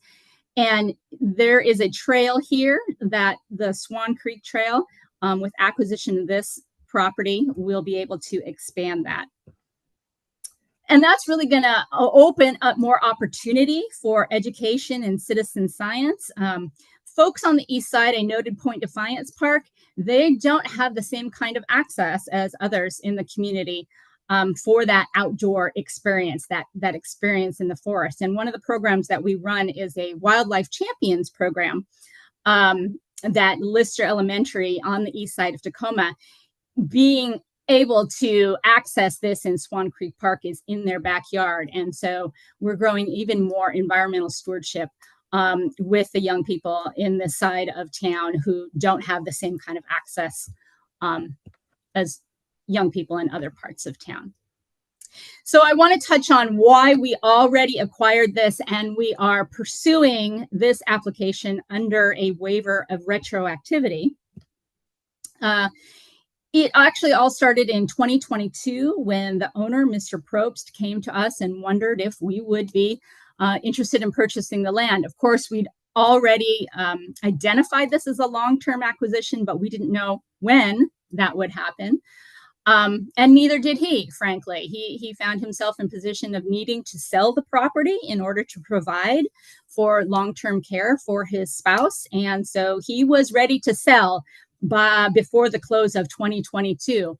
An appraisal had determined that it could be developed for single-family homes and a potential for 55 homes. And he was ready to do that, but we were not in position to move as quickly as he. So we were able to negotiate to be able to convince him that we would look into other sources that such as this grant opportunity and be able to pull together funding to be able, because the family was active in the park system and really wanted to be able to do this with us, but they also had the need of really needing to cash in on retirement, if you will, to provide for care of the family. So talking about the suitability of the site for what we envision, we do, again, envision more passive, open recreation space, that protection of the tree canopy coverage, that opportunity to engage with nature. So we do have some pollinator habitat with those fruit trees that the family had planted. Of course, we have the mature undeveloped forest. There is that steep slope that we want to participate in protecting. And all this, the area is within the identified biodiversity corridor. So really our long-term vision is just to restore this to be as natural as possible, to provide those trails and that access to nature and conservation programs that our community, especially the Southeast Tacoma area, have really emphasized as critically important.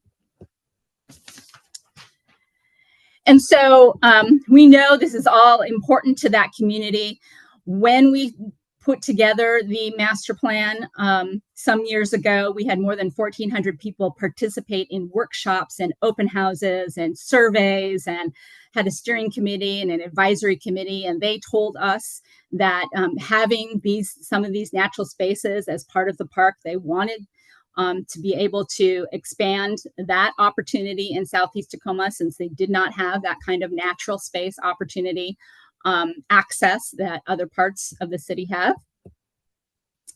And so, you know, through all of those community engagement opportunities, it was identified really that these properties, this is another one, hopefully someday we'll be able to add, but really fill out the park when the opportunity came to acquire those properties and build out that full footprint of the park. So for Swan Creek Park in its entirety, and in fact the whole park system, we do have the chip-in program, which are volunteers. So we have some who are already active in Swan Creek Park who will be engaged with us in restoring this property and bringing more of the natural environment back online for public use. We have the Northwest Youth Corps, actually, who's also going to volunteer with us to do some of that. We'll be demolishing the buildings that are on site, and so repairing those areas for a natural setting. Talked a little bit about the Puyallup tribe being involved, and Pierce County also, as they own some of the acreage that makes up Swan Creek Park, and the Tacoma City Council. Of course, we're a separate district than the council, but the Tacoma City Council is thrilled to have us be building out Swan Creek Park so that we have another major natural regional area that rivals Point Defiance Park.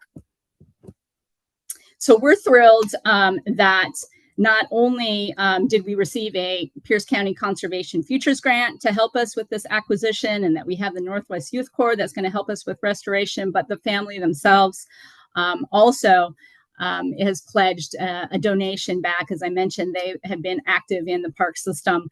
None of them actually live in Tacoma anymore, but had been active and are thrilled to make this investment in the community. So with that, I just want to thank you and underscore that this is a vision that we've held for a long time. And so we were thrilled to be able to acquire this property and build out the footprint of Swan Creek Park, and would appreciate the support from the Recreation and Conservation Office as well. Thank you. Great, thank you, Elisa. All right, questions or clarifications needed on this acquisition?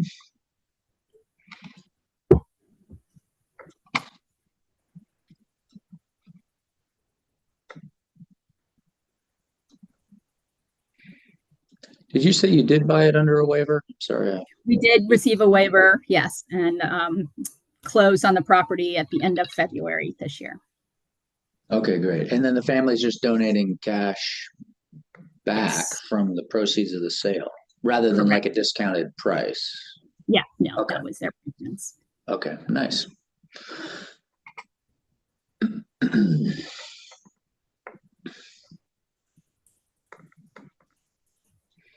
Yeah, it's sort of an obvious notch there right out of the park, isn't it?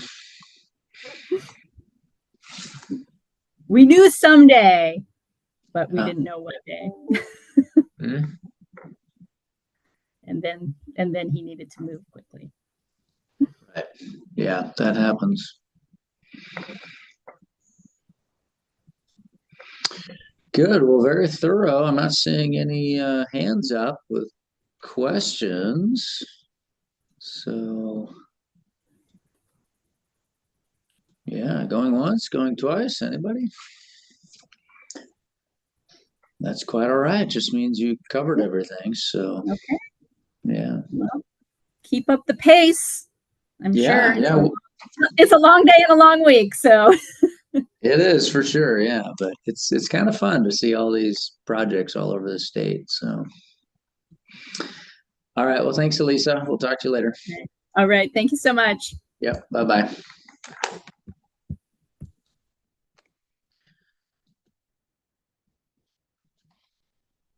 All right, let's see if, looks like Wilbur is here, Town of Wilbur, park renovation.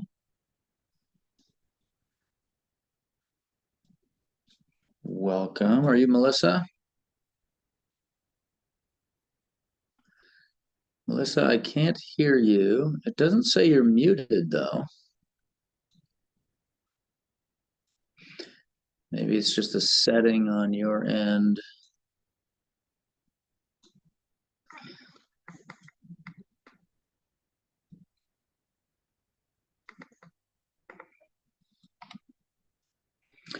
Yeah, I don't, can anyone else hear Melissa?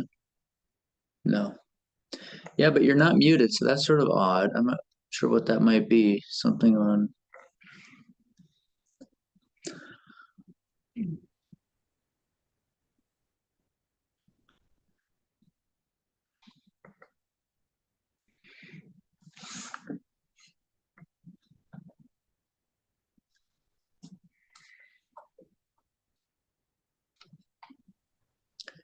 Maybe if she clicked next to her microphone, the arrow to see what audio microphone is selected. Yeah, it's a good point. Looks like she left and is rejoining. Sometimes that fixes it. We'll see what happens here. But yeah, in your like audio settings. Hey, Melissa, welcome back. Can you hear me? We can't hear you. You could try to go to your audio settings. Um, um, so like in your control bar, the little arrow down next to the word audio, the microphone.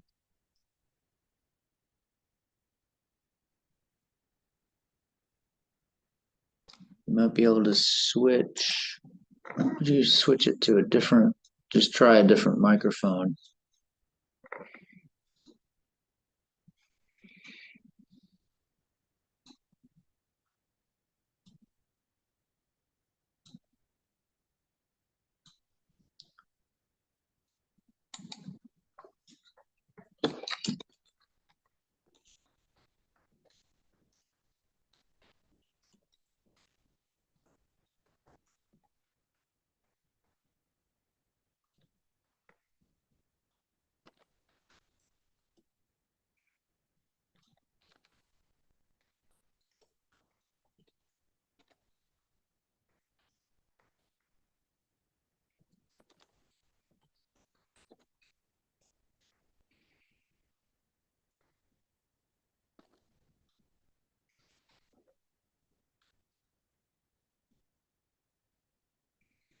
So Melissa, we see that you're logged on.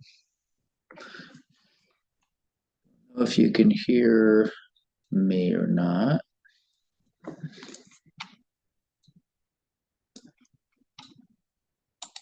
Try, I don't know if, did you try changing your, selecting a different microphone if you have different options under your audio settings? That might help. Send them a chat.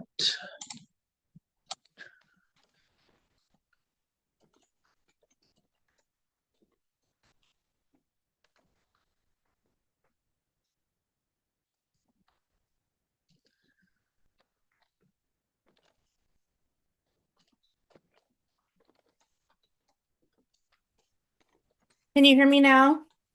Hey, there you are. I had to get a completely new microphone. The other one wasn't working. So should be good to go Gotcha. now. Well, it's working now. We can't see you though. Can you see All me? right. Yep. Now we can see you. We can hear you. Okay. Great. Glad you had another microphone handy. Oh my gosh, I know. I did not expect that little glitch. Yeah. All righty. Well, welcome.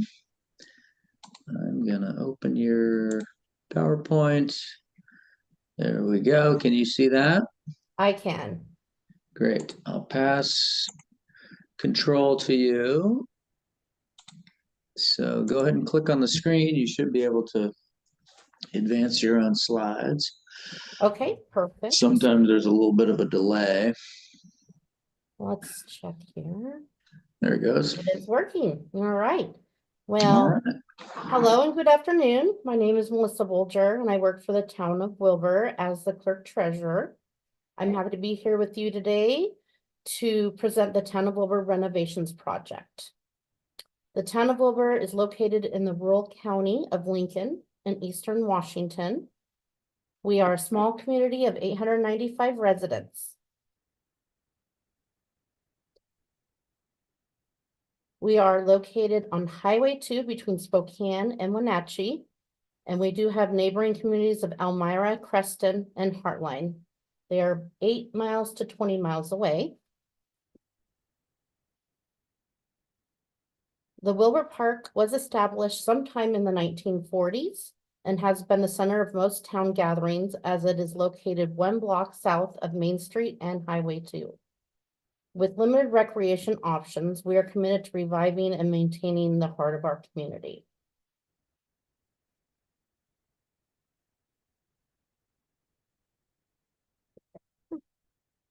So our local priorities, the main one would be for the play structure. It was constructed and installed in 1982 by our local Lions Club.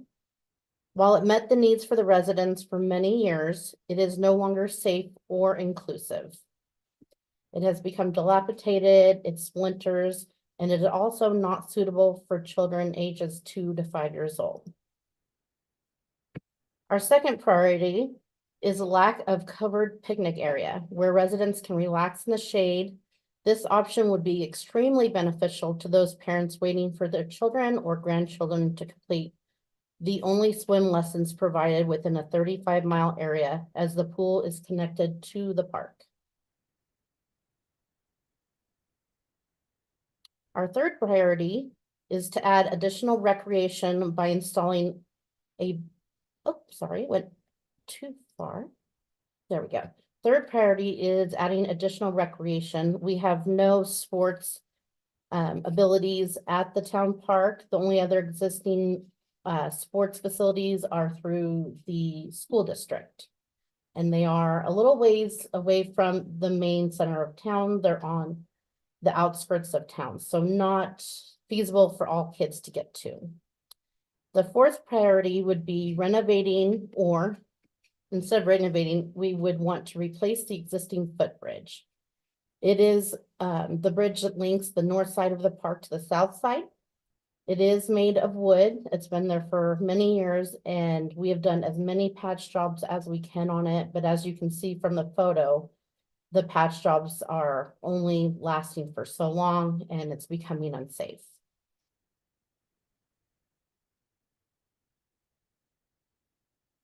The Wilbur Park is the only public park within the town. The schools district, again, has the football and baseball fields. The Wilbur swimming pool is the only facility that offers swim lessons and water safety courses within a 45-mile radius. Having a seating place within the park will be important to those families who are waiting or who have children that are not able to take swim lessons yet. All town festivals such as Goose Days and Ag Days take place in our park.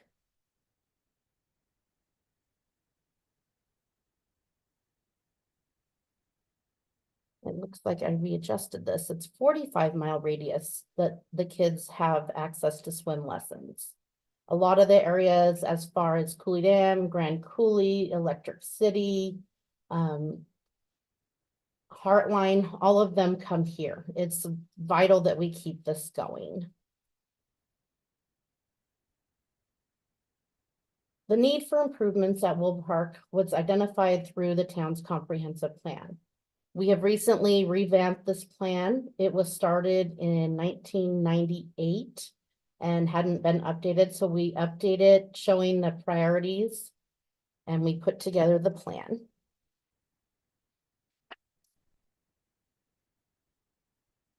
Existing features are 1 large playground structure, 1 footbridge, park restrooms, 10 picnic tables, and an amphitheater. The town pool abuts the park. oops, sorry, go back one. We did have new restrooms that were put in by the help of RCO just in the last couple years. The scope of our project would be based on a townwide survey that we did in 2023. And it showed that the needs were covered park, picnic area, additional picnic tables and seating, basketball court, replacement of the Goose Creek Bridge, adding lighting, signs, and furnishings and pathways. With the park restrooms that were replaced, we did get a lot of those pathways already completed. So that helps us with our continuing project. The number one need was that playground. Recreational opportunities this will bring to the town is expanded playground with structures for multiple age groups, picnicking and walking areas, and a basketball court. These two structures that we have shown here show the two options that children at the local school helped pick out. They have a lot more amenities and they support older children and younger children. They will also be ADA compliant and they will be suitable for all of the weather in the Northwest, easy to maintain, and a longer lifespan. To the left, we have our current pictures of our picnic tables now. In the background, you can see the bridge there. And what we would propose is a covered picnic area with a gazebo there. It adds shade and a gathering area.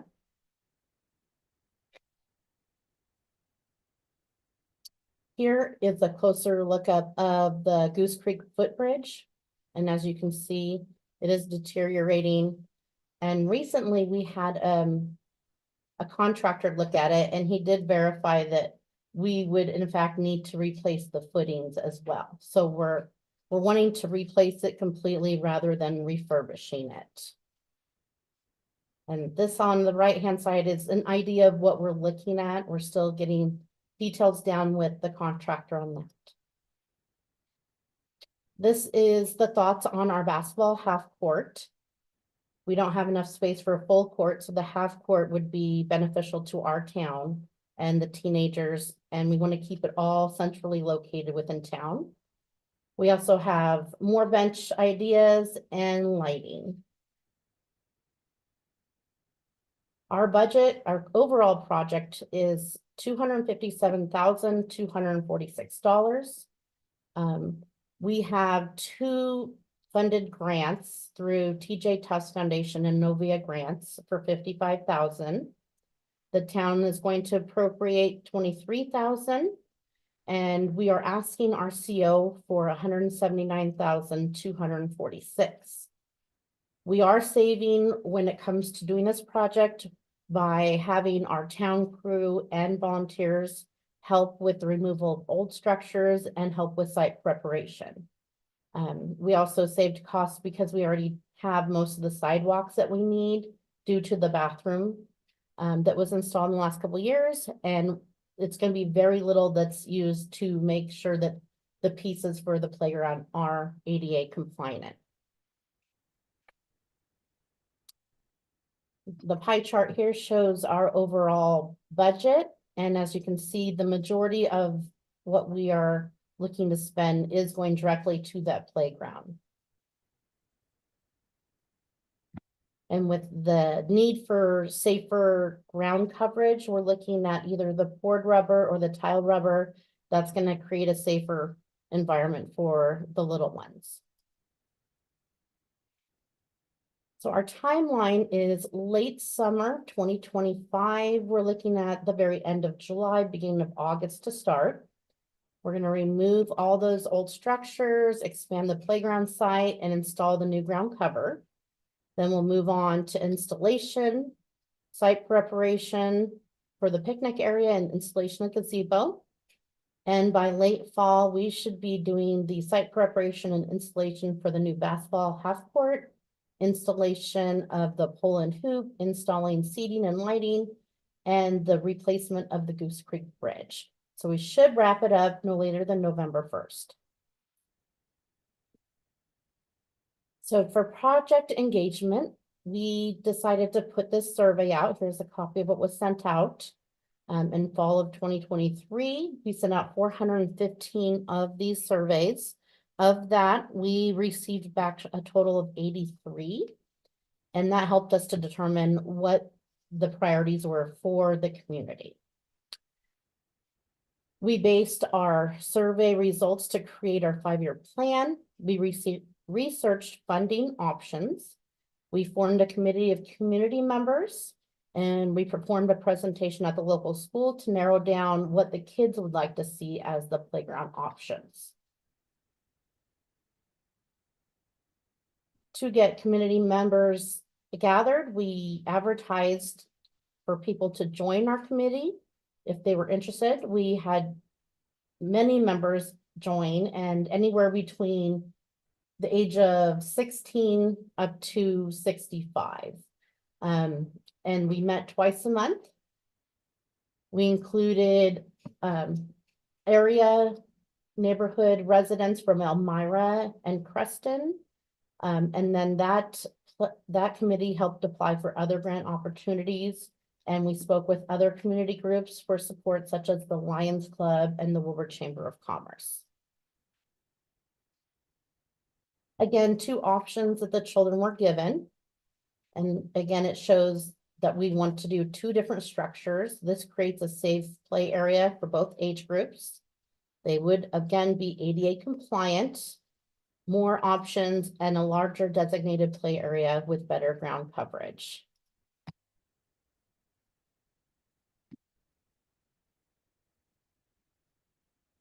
We have partnerships with Inovia Foundation and the TJ Tufts Foundation.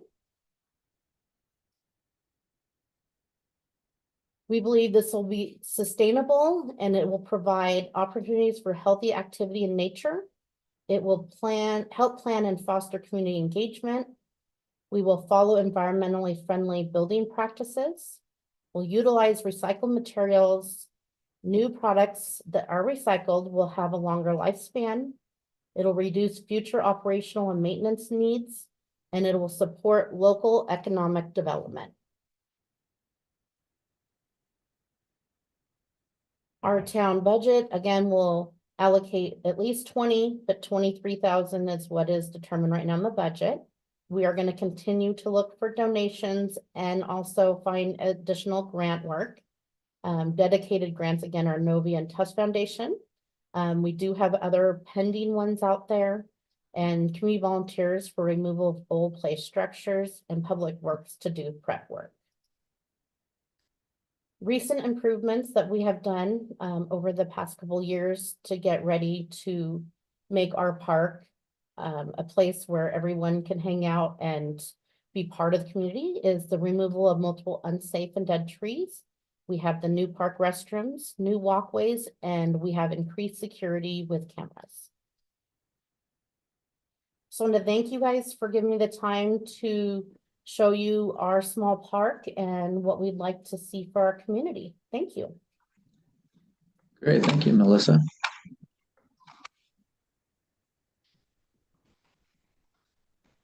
Okay. It's not working, there we go. It's doing closed captioning for us as well. All right, questions? Clarification, Roxanne, go ahead, and then Ann. Yeah. Can you talk a little bit more? I saw your master plan, and I know you said that there were walkways put in with the restroom, but I didn't see on your master plan that you actually had routes to connect the sport features or to the gazebo and those other elements. Did I miss a picture that shows those additional routes? Because otherwise I don't know if it's represented in the budget. Yeah. The plan was put together and approved before the restroom sidewalks were completed. So if we can go back to a map of, oh, one more. Right there. Mm-hmm. So we were gonna put the gazebo there at the top left-hand corner. Now we're gonna put it down because there's a better location after removing trees. We're gonna put it next to those new restrooms. So there'll be a concrete pad poured there and it will be a real short sidewalk there. And then the new one that stretches, it goes from the end of the Goose Creek Bridge on the north, and it actually wraps around and goes right next to where the enlarged play area will be. So are there additional routes in your budget that aren't shown on that map? There are not, no, because we've got new sidewalks also surrounding the entire park on the exterior. So from parking on, it would be the southeast side, there's parking there. There's all new sidewalks that make sure that residents or visitors can get to those restrooms. Thank you. Go ahead, Ann. Can you talk a little bit more about your budget and how you determined the costs? So we did some research. We've reached out to, we put a bid out. We really didn't get too much back because it's such a small area. So we reached out to multiple playground companies, and they do a variety of things. So they'll be doing the majority of the work altogether. But they gave us ideas on if your residents like this type of play structure, this is what it's going to cost. The only thing we're unsure of is, are we going to be able to do the poured rubber, or are we going to have to do the rubber tiling? So that's the only piece that's kind of still up in the air until they can do a site visit and fully tell us, okay, we can in fact do the poured rubber, or we'll have to do the tiling. Thank you. Does that answer your question? Yeah, thanks. Go ahead, Jill. Yeah, and I just wanted to check on the basketball court. I'm not familiar with your site. So is the basketball court already served by a paved accessible route? Yes, it's in that one corner. Let's see here. Right there. So the new sidewalks are all along that area. So to the south, that's all new sidewalks. I would say it'll be within 100 feet of that sidewalk. So we would have a short pathway there. And then along the eastern side, I don't know that there would be a good access that direction because it does go out to the main street and a bridge, an actual drive bridge. So I would say our access point is going to be to the south, and it's going to be a short walkway there. Thank you.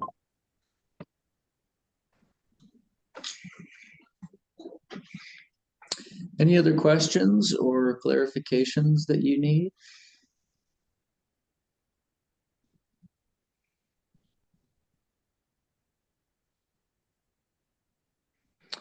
All right, I don't see any other hands. Well, thank you, Melissa. Appreciate you joining us.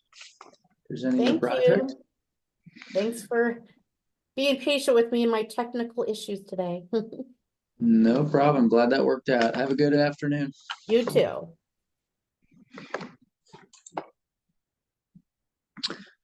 All right, moving back to the west side, Port Townsend. I think I saw Carrie here.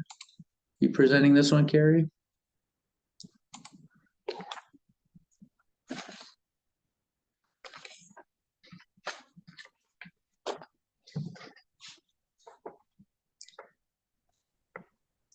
Carrie, I can't hear you. I don't know if you can hear me. I can barely hear you. Hold on, let me turn it up. Oh, Can you hear me okay now? now I can hear you loud and clear. You can hear me Oh, okay? okay. I turned you up too, so I can hear you. All right.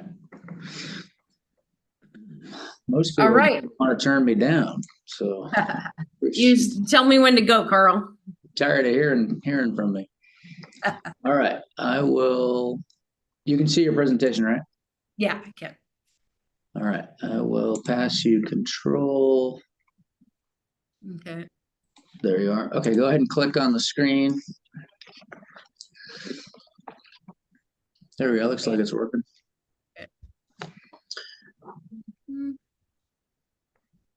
Oh, whoops. All right, I just was click, just trying to go back. click on it. It should launch it. Or I can do it. Oh, I will. There it goes. All right. All right, go ahead. I go? Yep. Okay. Good afternoon, everyone. My name is Carrie Hyde, and I'm the Director of Park Strategy for the City of Port Townsend. With me today is Michael Todd. I think he's somewhere on the screen or going to call in soon. This project seeks to establish the only inclusive playground located in the middle of Port Townsend. The Port Townsend Golf Park is 59 acres and in the heart of Port Townsend, which has traditionally been just a golf course and boasts some of the best views of the city. But in over a year-long community dialogue, the community wanted much more. Adding the inclusive playground rose to the top. They really wanted access to the land for all ages and a diversity of activity. The city negotiated a 22-year lease with a local nonprofit, all volunteer, to operate the park with the charge of creating access for everybody. To that end, the nonprofit has initiated fund development and has over $200,000 in donations. They host First Sundays in the park, which is open to everybody, disc golf, foot golf, and trails. And they're poised to create a miniature golf course. Part of the city's commitment was to seek an RCO grant to establish an inclusive playground and picnic shelter. The grant we seek is for $500,000 for the only inclusive play area and one of the only picnic shelters in the heart of Port Townsend, the Port Townsend Golf Course, now the Port Townsend Golf Park. Port Townsend is located in East Jefferson County at the tip of the Olympic Peninsula, right up here. The Port Townsend Golf Park is located in the middle of town and between the north and south neighborhood. It is bordered. Oops. It's bordered by Blaine Street and by the pool to the south, San Juan Avenue to the west, Port Townsend High School to the east, and F Street and agricultural lands to the north.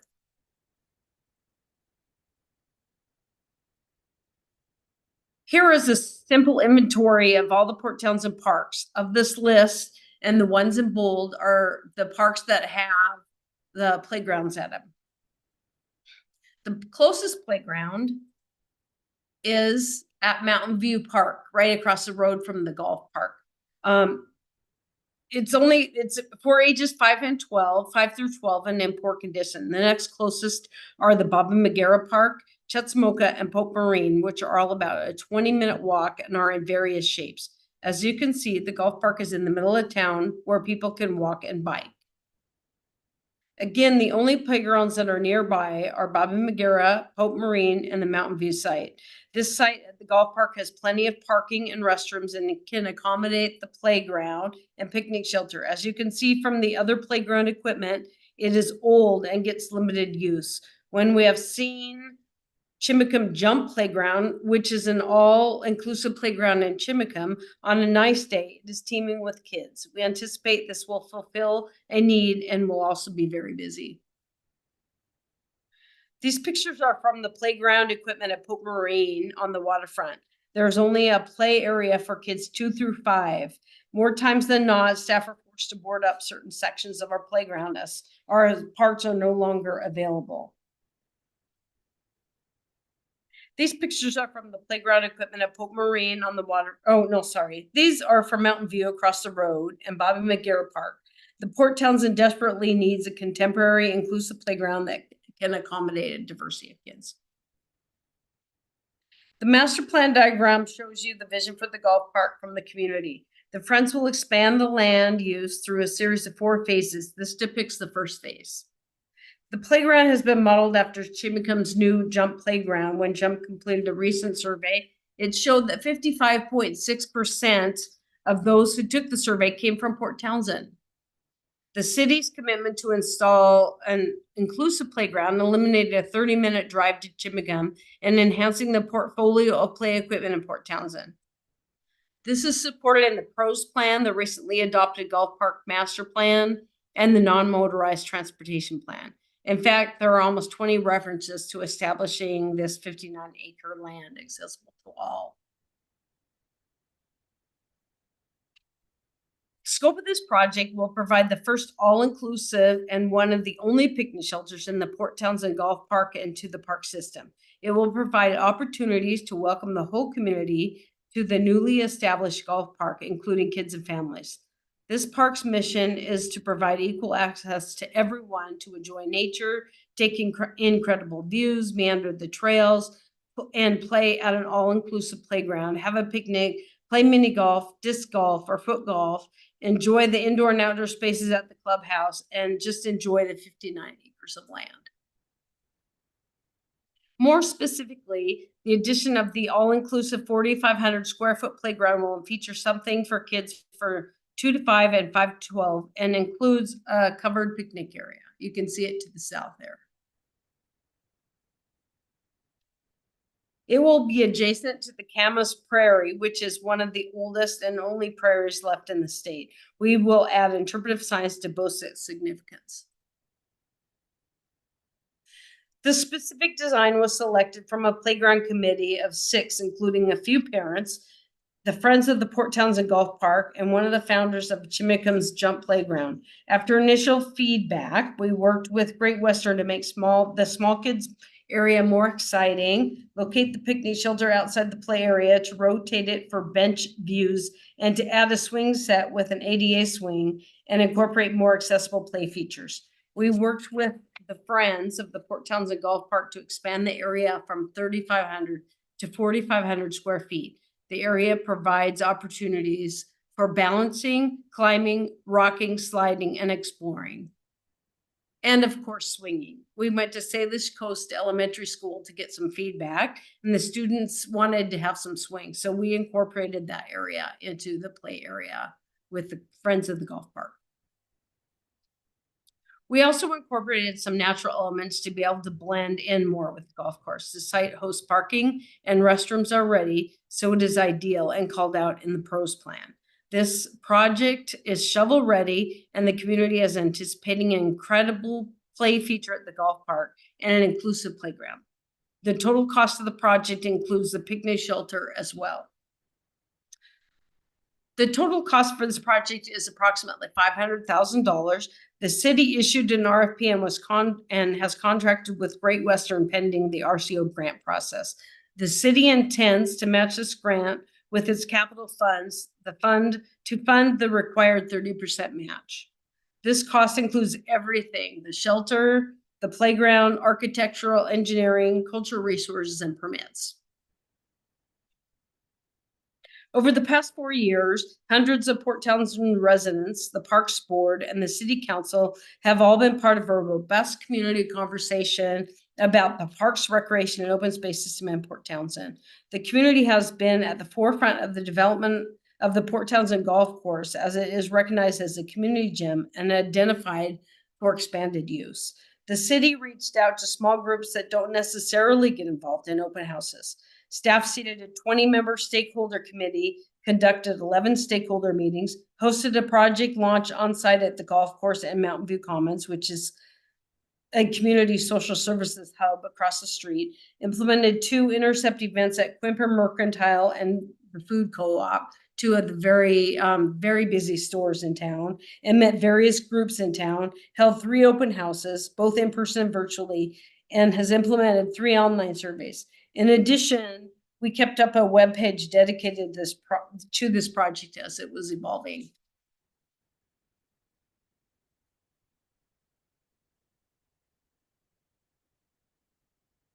The use of the golf course and specifically the addition of an all-inclusive playground is present in the non-motorized transportation plan, the shoreline master program, and recently adopted master plan of the golf park and the pros plan.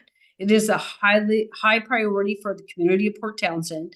In the pros plan, it is present in many of the goals, including providing a wide range of recreation opportunities within the park system to specifically focus on the community discussion about the golf course. The city hasn't had the opportunity to explore this further until now. It was a very contentious discussion until a nonprofit was formed to operate the golf park and expand its use, a win-win situation.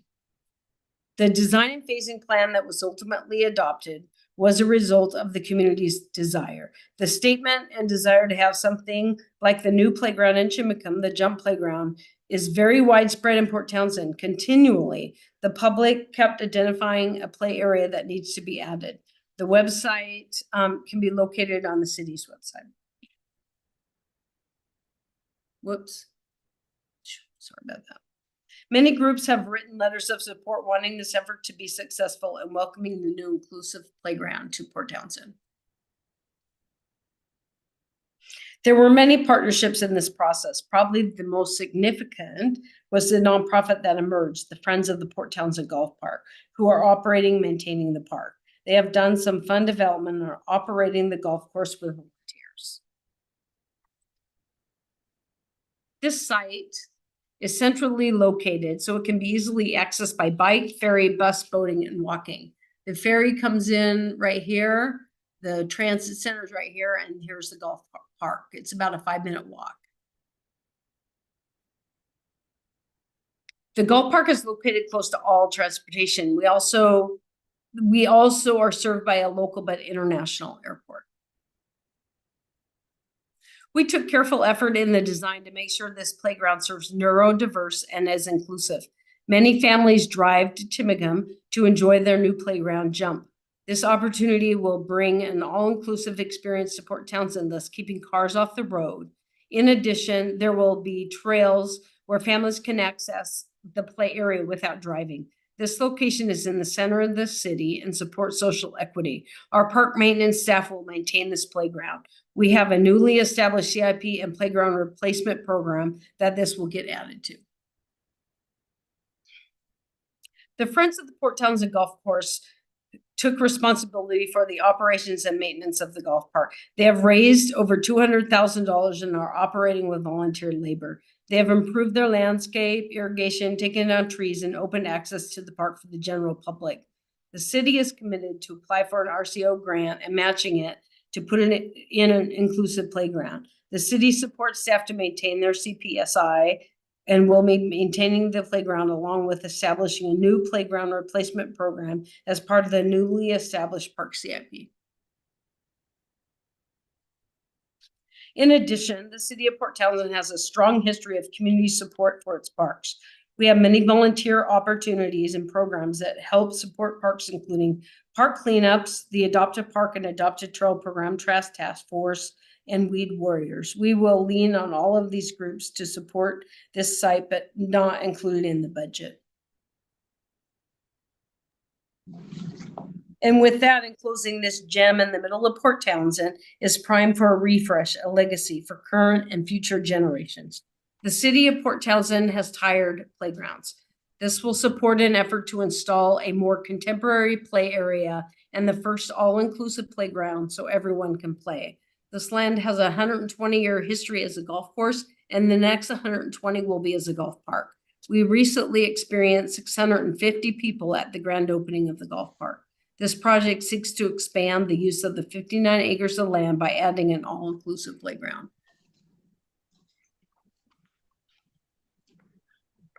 Great, thank you, Carrie.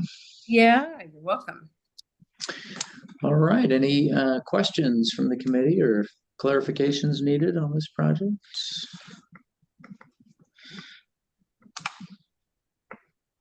Roxanne, go ahead. Carrie, will the playground equipment that's across the street, will that be removed? Are you eliminating some of the smaller sites to centralize with this inclusive playground? Yes, we are. We'll probably keep it installed for a while so people can use it until we get a new playground installed. But yeah, that's the focus.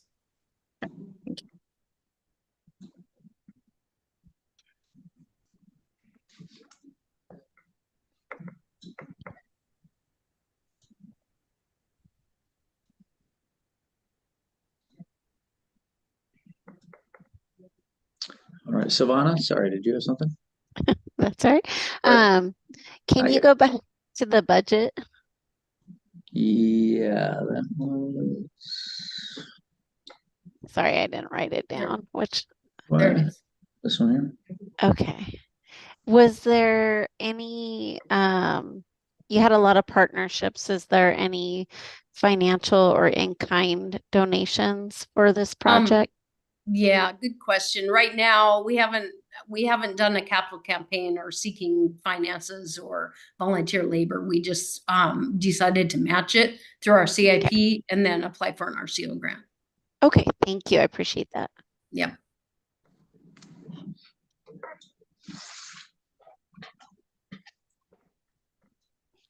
Other questions? Joe, go ahead. Did I miss your did I miss your project timeline? Did you miss my project what? Timeline? Timeline? You didn't, except for just that it's shovel ready, I said. And so we really are looking at putting it in 2025 after the funds are released in late summer. Sounds great. Thank you. Yep.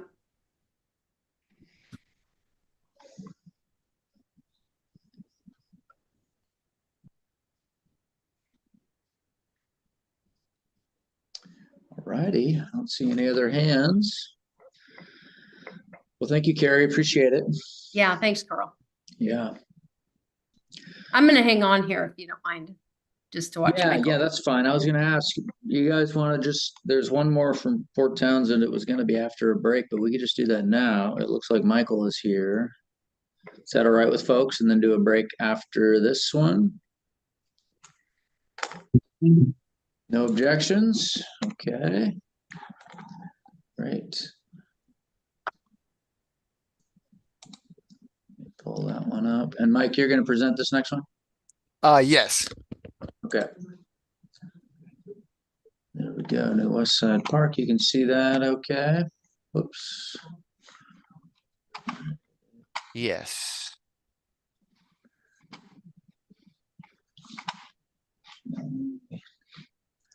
It's not cooperating very well.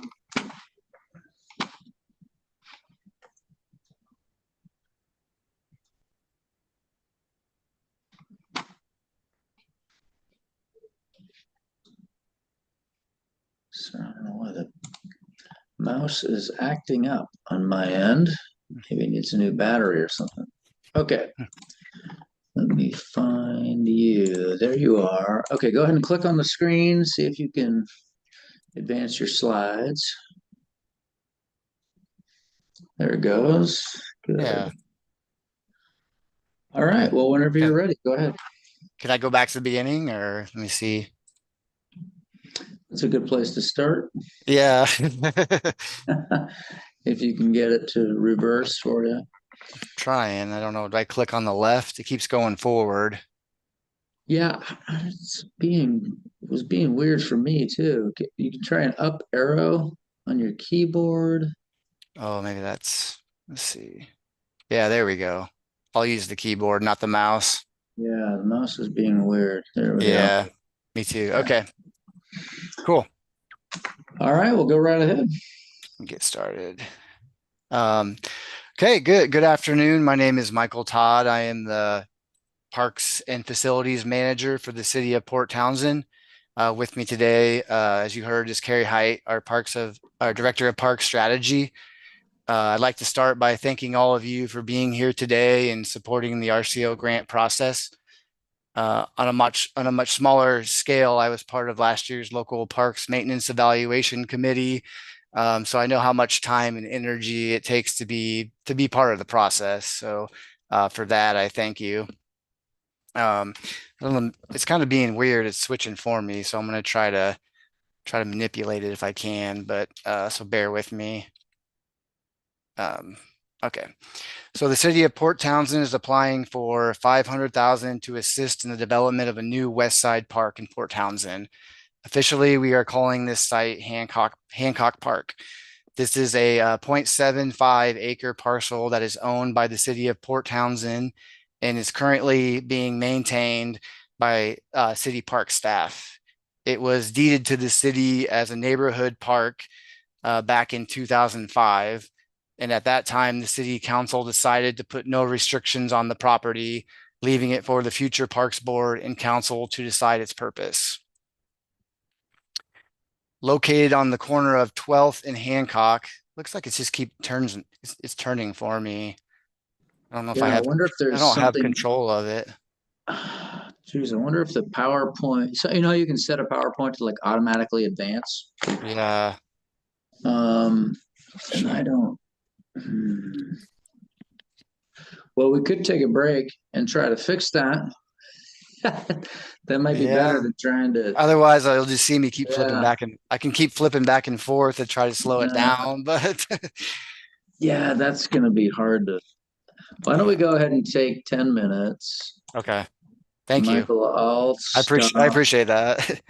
Yeah, I'll get your I can email typically you a get like, different copy or well, no, we have it in Prism. I should be yeah. able to get your the PowerPoint, what I'm saying, like in the original version, and go Okay. in and see if I can turn off. It's probably a Set button that you just gotta way. click to Yeah. to. So we'll just come back in 10 minutes Okay. at like 3:20. I'll see if I can. So here, let's go. Thanks, Carl. I appreciate it. Yeah, no problem. I want to make sure. Oh, it's going to make me log in again.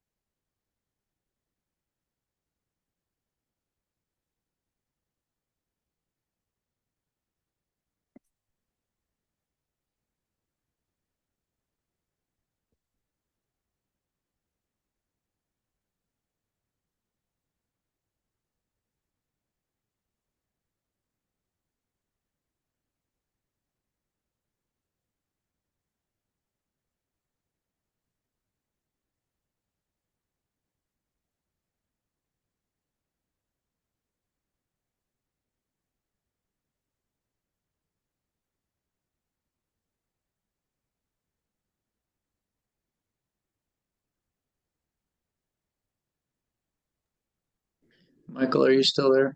Yes, I am. Okay, I'm gonna share my screen. Trying to find the, let's see, screen 2. Share, there we go.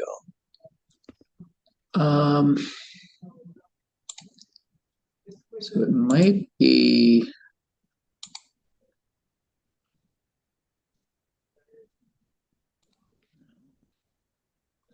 Be under slideshow. If you go to slideshow and then timings, use timings. yeah, where was, I just saw it on, wait, rehearse timing? No, rehearse timings. Hmm. Escape, okay.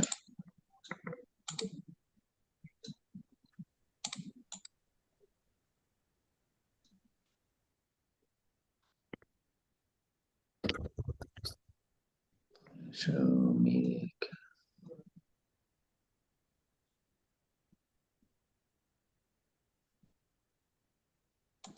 An animation. Well, it's gone now. Okay, well, maybe.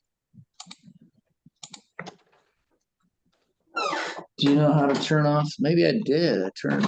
All right. There was like an option to like advance on mouse click, which is what we want, right? You don't want it to Yeah, automatically advance, but I can't remember. Oh, there it is. There. It's in transitions. on Here it mouse click. says- After 3, so then it says after, take that one off. Yeah. Yeah. Apply to all. Apply to Nice. all. Well, that, let's see if that does it. What's this duration thing? That's weird. Duration. 60 seconds. Hmm. And slide a mouse click. Well, no, they all say mouse click, so let's see what happens. I'll just let go Okay. mouse and see. It looks like it's not moving, so that's good. Yeah. If I click on it, it There we go. moves. There we go. Yeah. Yeah, it appears to not be moving by itself now, so that's good. Awesome. Thanks, Carl. Okay, no problem. We will. All right, good to go. Man, that was an oddball one. You know, we do things different here in Port Townsend. We're a little different. Yep, I understand. So now I want to, let's see, I want to put that in show mode now. So that was in the desktop. What is it? 3. Yeah. I want to save as. Show. There we go. Save. Close.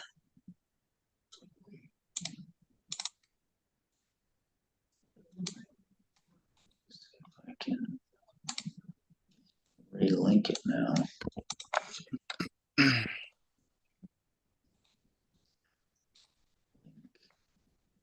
To,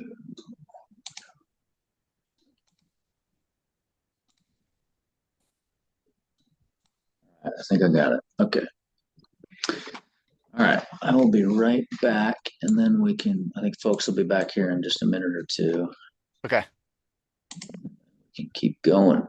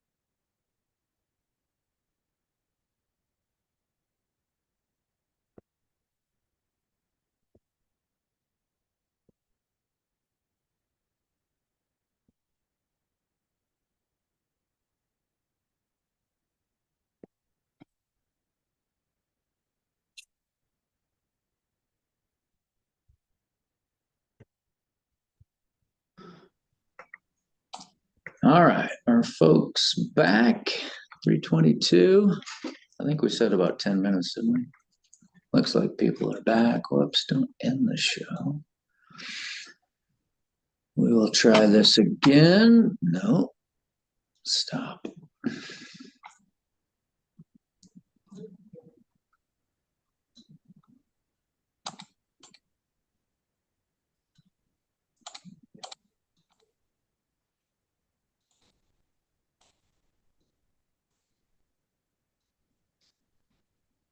Hopefully it won't advance by itself. So far, so good. Nope. Man, hold on.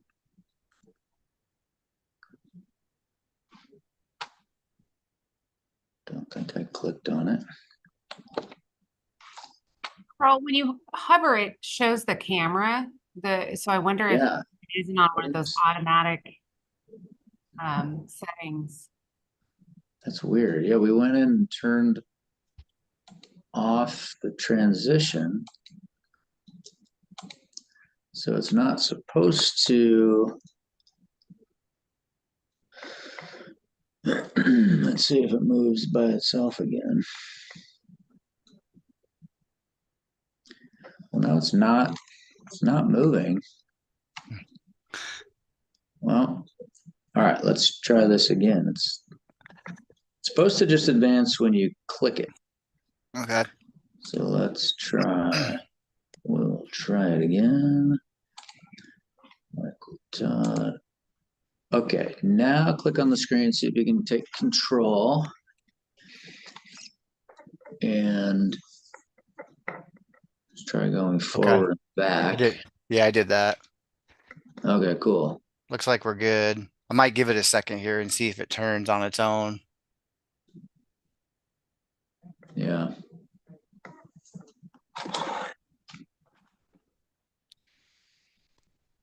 I think we're good. Yeah. Okay. Cool. Well, you only have 2 minutes left, though. Oh no. We'll call that a practice. Yeah, Practice that'll round. reset the timer. All right, well, go right ahead whenever you're ready. Okay, we'll try this again. Good afternoon. My name is Michael Todd. I am the Parks and Facilities Manager for the City of Port Townsend. With me today is Carrie Height, our Director of Park Strategy. I'd like to start by thanking all of you for being here today and supporting the RCO grant process. On a much smaller scale, I was part of last year's local parks maintenance evaluation committee. So I know how much time and energy it takes to be part of the process. So for that, thank you. The city of Port Townsend is applying for $500,000 to assist in the development of a new West Side Park in Port Townsend. Officially, we are calling this site Hancock Park. This is a 0.75 acre parcel that is owned by the city of Port Townsend and is currently being maintained by city park staff. It was deeded to the city as a neighborhood park back in 2005.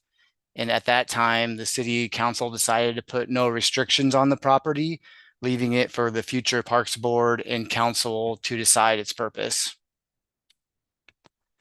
Located on the corner of 12th and Hancock Street, it is a prime parcel of mature forest with a mix of native trees and shrubs. Located on the underserved west side of the city, there are only 2 other city parks, one with a playground within a 15-minute walk, which does not meet the NRPA walkable standards. Part of the PROS plan identifies this property for development, and the city's committed to seeking RCO funds to develop a new West Side Park. Port Townsend is located in East Jefferson County and at the tip of the Olympic Peninsula. Hancock Street Park is located in the southwest part of town, known as the Castle Hill neighborhood. This site runs parallel to Sheridan Street to the east, Sims Way to the south, and Discovery Road to the north. Our largest elementary school is located on the corner of Discovery and Sheridan, as you can see in the photos there. In its current state, this parcel is in desperate need of some attention. A most recent windstorm caused a large pocket of willows to blow down. And over the years, staff have struggled with control of invasive species around the perimeter of the park. It is important that we invest in this parcel before the invasive species encroach further into the site. As you can see from this local inventory map, Hancock Street Park, labeled West Side Park, is one of 3 parks on the west side of town. To the north, 35th Street Park is strictly a wetland preserve with only walking trails and no other playground or active equipment is present. To the south, Bishop Park has an active area with a smaller playground and a large passive area. From this map, you can see the need for parks on the west side of town. The community has expressed their support for neighborhood parks that encourage walking and biking. This slide shows the conditions of most of our playgrounds in Port Townsend. As you can see, our equipment is outdated and a lot of it has reached its useful life. More times than not, staff are forced to board up certain sections of playgrounds as parts are just no longer available. Currently, staff is in the process of creating a playground equipment and maintenance program in order to keep up on the replacement of the deferred maintenance and our inventory. This will help us maintain what we currently have and for future playgrounds. Here's our most recent project at Bishop Park. As you can see, Port Townsend is pretty prime for a refresh just from the conditions of our play equipment.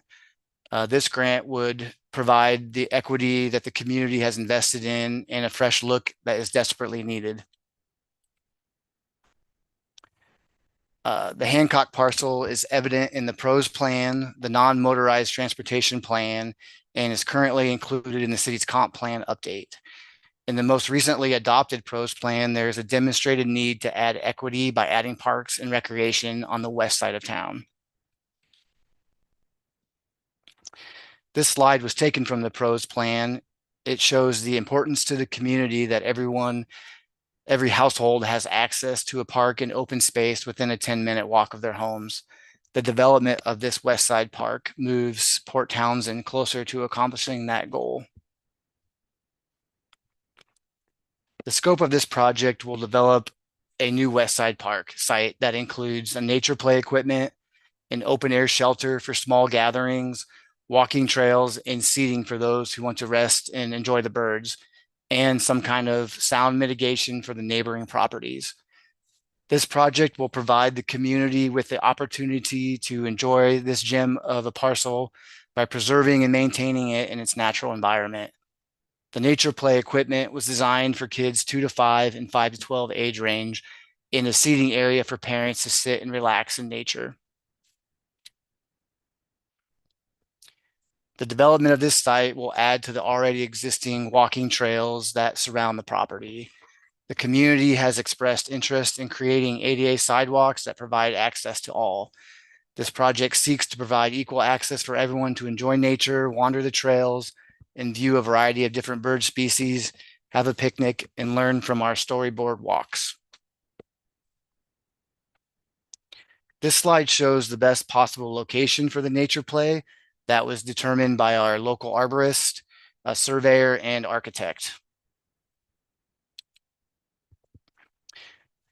This slide shows the site that is located adjacent to the park, which is Avamere Senior Assisted Living Home, which is why you see a parking lot in the photo.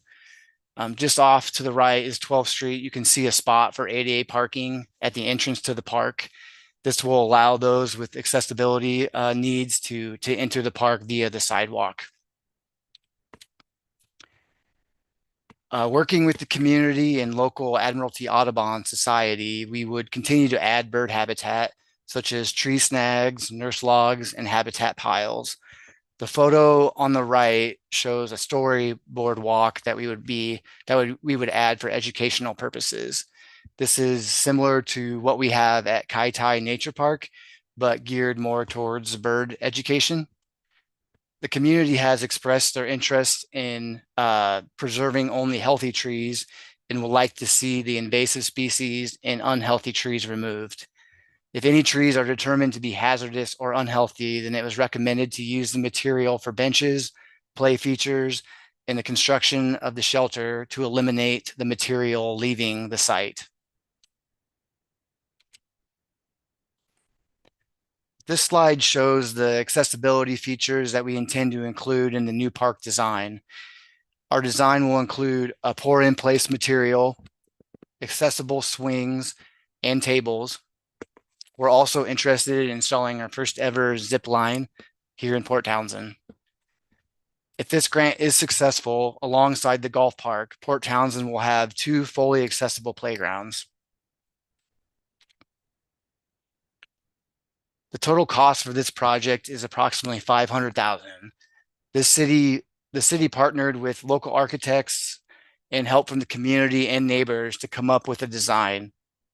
The city intends to match this grant with its capital funds to fund the 10% match. This cost includes everything: the shelter, the playground, engineering, cultural resources, and permits.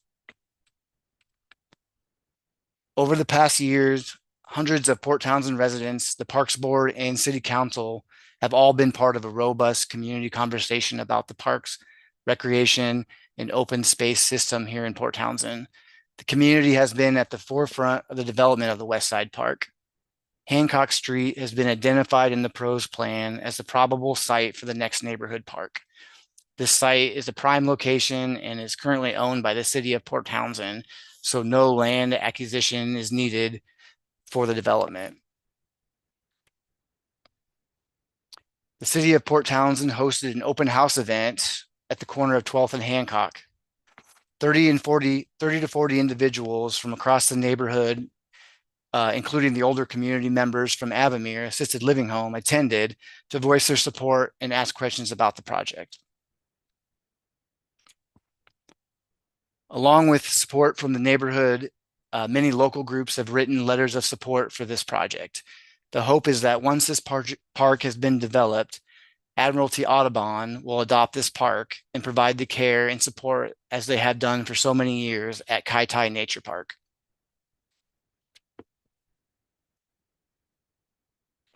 Located in the southwest part of town, this park can easily be accessed by bike, ferry, bus, boating, or walking, thus minimizing environmental impacts of car use and increasing opportunities for sustainability efforts. We made careful efforts in the design of the playground to make sure we use the materials that we gathered from the site. The idea is to use the existing downed trees for habitat, making sure that nothing leaves the site and everything is used for within the park. As said earlier, in order to maintain our existing playground, staff is developing a playground replacement and maintenance program to update and maintain our existing equipment. This is pretty similar to what Mercer Island was currently working on. This slide was taken from the non-motorized plan that shows the accessibility of the park via surrounding trails and sidewalks. This site is easily accessible from Salish School, Elementary School, while avoiding some of the busiest roads in Port Townsend. This park links the trails from the north end of town to the southern part where we find many of our families reside.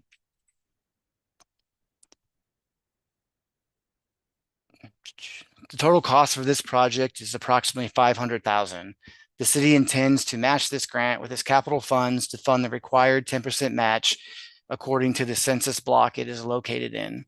The city also intends to do some of the labor internally to drive the cost down on this project.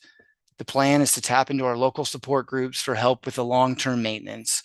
With the help from the local and city arborists, we intend on increasing our urban forestry footprint. In addition, the city of Port Townsend has a strong history of community support for its parks, with several pre-commitments for volunteer work. We have many volunteer programs that help support parks, including park cleanups, Adopt a Park and Adopt a Trail programs, Trash Task Force, and Weed Warriors, just to name a few. We will lean on all these groups for support of this site.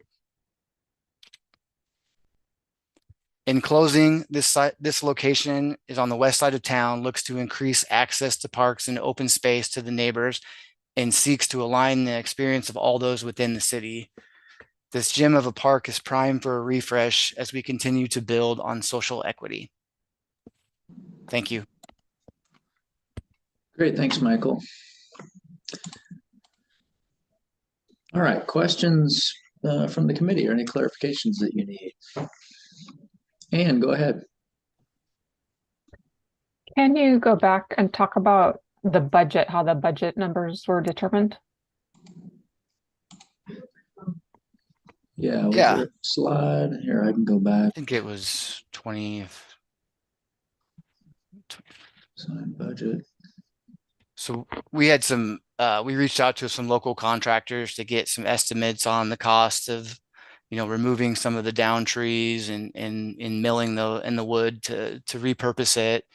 And then, in the census block, we're required for a 10% match. So that's where the match comes in. Okay, thank you. Thanks. Go ahead, Roxanne. If you can back up one or two on the design, perfect. So, This one here. yep. Is that, I guess, have you done design on this project, and is that your actual design? These are not the actual designs. These are just some snippets of what we look to include in the design. So that's kind of what's included here. Because I know in the sustainability element, you showed much more traditional nature play elements. Right. Yeah, we were trying to incorporate, accessibility, but also using some of the material that we have on site. So when we do create the overall design, it'll try to incorporate both those features. Is that still work that you're doing with the public then to come, or have you already done outreach on? We've done a little bit of outreach on what the community would like to see, and some of that was based on what you can see here. But yeah, we still need to really pencil things in on with the design and come up with the exact design of the playground. Thank you. Thanks. Go ahead, Jill. I may have misheard you. It sounded like you'd said that the Bishop Park was newly renovated. Is that the case? Yeah, we added a swing set 2 years ago. We added a accessible swing and a few other features. Okay. That was done 3 years ago. Okay, thank you.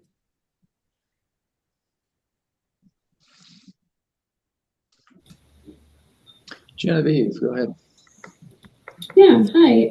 I saw a budget slide, but I don't know if I missed a timeline slide. I'm just kind of in light of what Roxanne was saying about public input on design. I was curious when you were looking for implementation. Yeah, if awarded, we would look to build in 2025. We've already had some contractors aligned to help us start the process, and then we would reach out to some local playground vendors to start the process.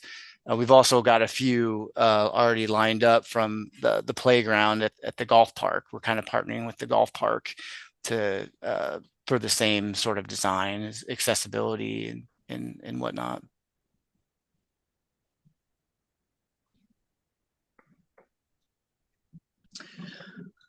Okay, anything else that you need on this one?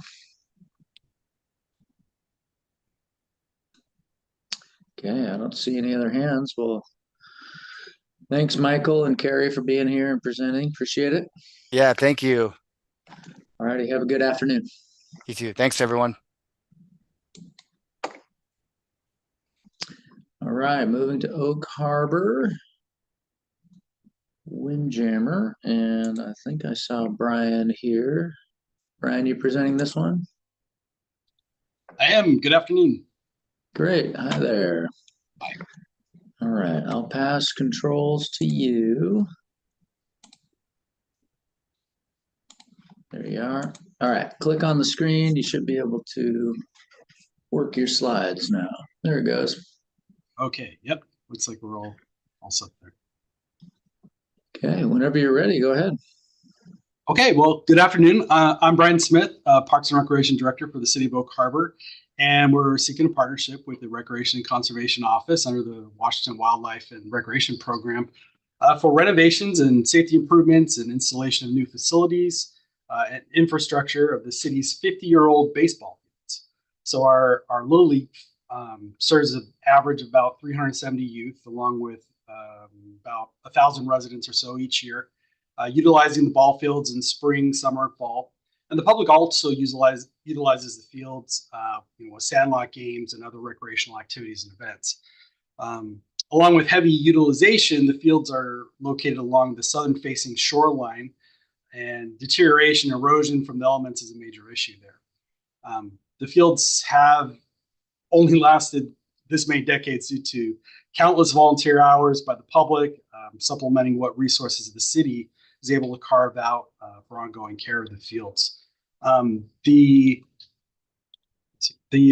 project is located in Oak Harbor on beautiful Whidbey Island, which has a population just under 25,000 within city limits, but also supports around 30,000 military personnel and their family on the nearby Naval Air Station.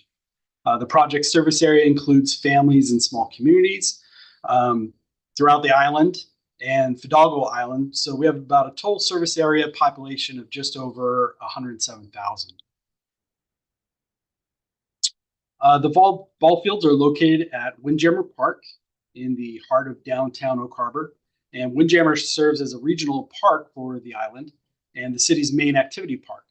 It's especially important to nearby residents in our most urban areas with higher density housing and disadvantaged neighborhoods. The ball fields are a vital recreational amenity to the community and are loved to death, especially as we've maintained them beyond the expected useful life. And this project will put in new facilities that will service the next generation of our residents and visitors. The ball fields were constructed 50 years ago in the 1970s, and the park has been renovated twice since then. Once in 1982 with the help of RCO grant funds, and again in 2016. However, the ball fields were not addressed in either of those updates to the park and have remained as originally constructed, though a little worse for wear. But our park staff have maintained the fields and facilities well, and the Little League, who are the main users of the fields, regularly volunteer time to assist with the upkeep. But even so, it's a slow losing battle against the harsh eroding conditions of the location over a 50-year period. During the past 50 years, standards for accessibility have raised the bar. Oak Harbor has also grown in population, and demands on the recreational facilities has greatly increased. While the league play is booked solid through the playing season, our Little League partners are concerned that more and more families are choosing to travel and to participate in leagues with more modern, updated, and accommodating venues. Despite maintenance upkeep, wear and tear, and damage to fences and dugouts, the lack of lighting, warning tracks, accessible pathways, things like that, and other modern safety amenities are a major concern for the city. So the city created a new Parks and Recreation Department last year and has prioritized addressing the deferred maintenance and refurbishing the ball fields as a main priority. The city's invested almost $180,000 to address the deferred maintenance items and critical safety items on the playing fields, including improvements to the infields. Things like removing transition lips and grading surfaces, installing new infield material as a phase 1 project that's currently underway right now. With this proposed phase 2 project, we're seeking a partnership with RCO for implementing upgrades, installing new support facilities for the ball fields, including new dugouts, bullpens, new backstops and fencing, new warning tracks, installing field lighting and new scoreboards, as well as safety paddings and some improved drainage. The intent is to redevelop the fields to the extent that make them safe to use for another 50 years. The city has been working with Matea contractors Musco Lighting, LED Supply, Diamond Dust, Sports Field Specialists, and other vendors, along with the North Whidbey Little League, to plan and design the improvements and develop cost estimates. Our in-house engineering department and archaeologists are working with us to protect cultural resources and meet permitting requirements by the city and the state agencies as well. So here's a good shot of the park looking towards our downtown commercial areas. Here are the ball fields with a number of apartment buildings just off that picture off to the east side.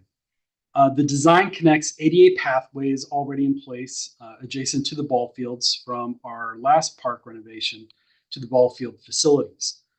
It provides directional safety lighting that extends play without causing light pollution to adjacent residential areas or the shoreline. It installs new structures and safety features to improve play and the user experience and promote the city as a regional tournament location. The project will transform the site from well-loved and tired facilities to a recreational space that residents and visitors look forward to playing at and participating as spectators. We looked at scraping the fields and starting from scratch at other locations. And one alternative in the planning process considered putting in a great lawn for special events.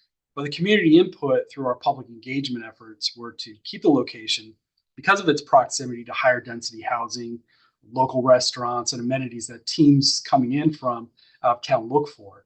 And of course, its iconic location as part of the regional Windjammer Park and all that the park offers. Many families stay after the games to enjoy the splash park, lagoon, and during the summer months. The vision with the goal with this project is to improve the ball fields and provide a safe and improved experience for our players, families, and the community, and continue providing healthy outdoor athletic experiences for the youth here on Whidbey Island. We celebrate the success of these fields over the past 50 years, where many of my staff who maintain them today played on when they were kids. And so we want to honor that legacy by providing regional recreation facilities that our community is proud of, and they are already behind the effort. The Little League and several locally service groups and agencies have committed to supporting the project with funding and volunteer hours.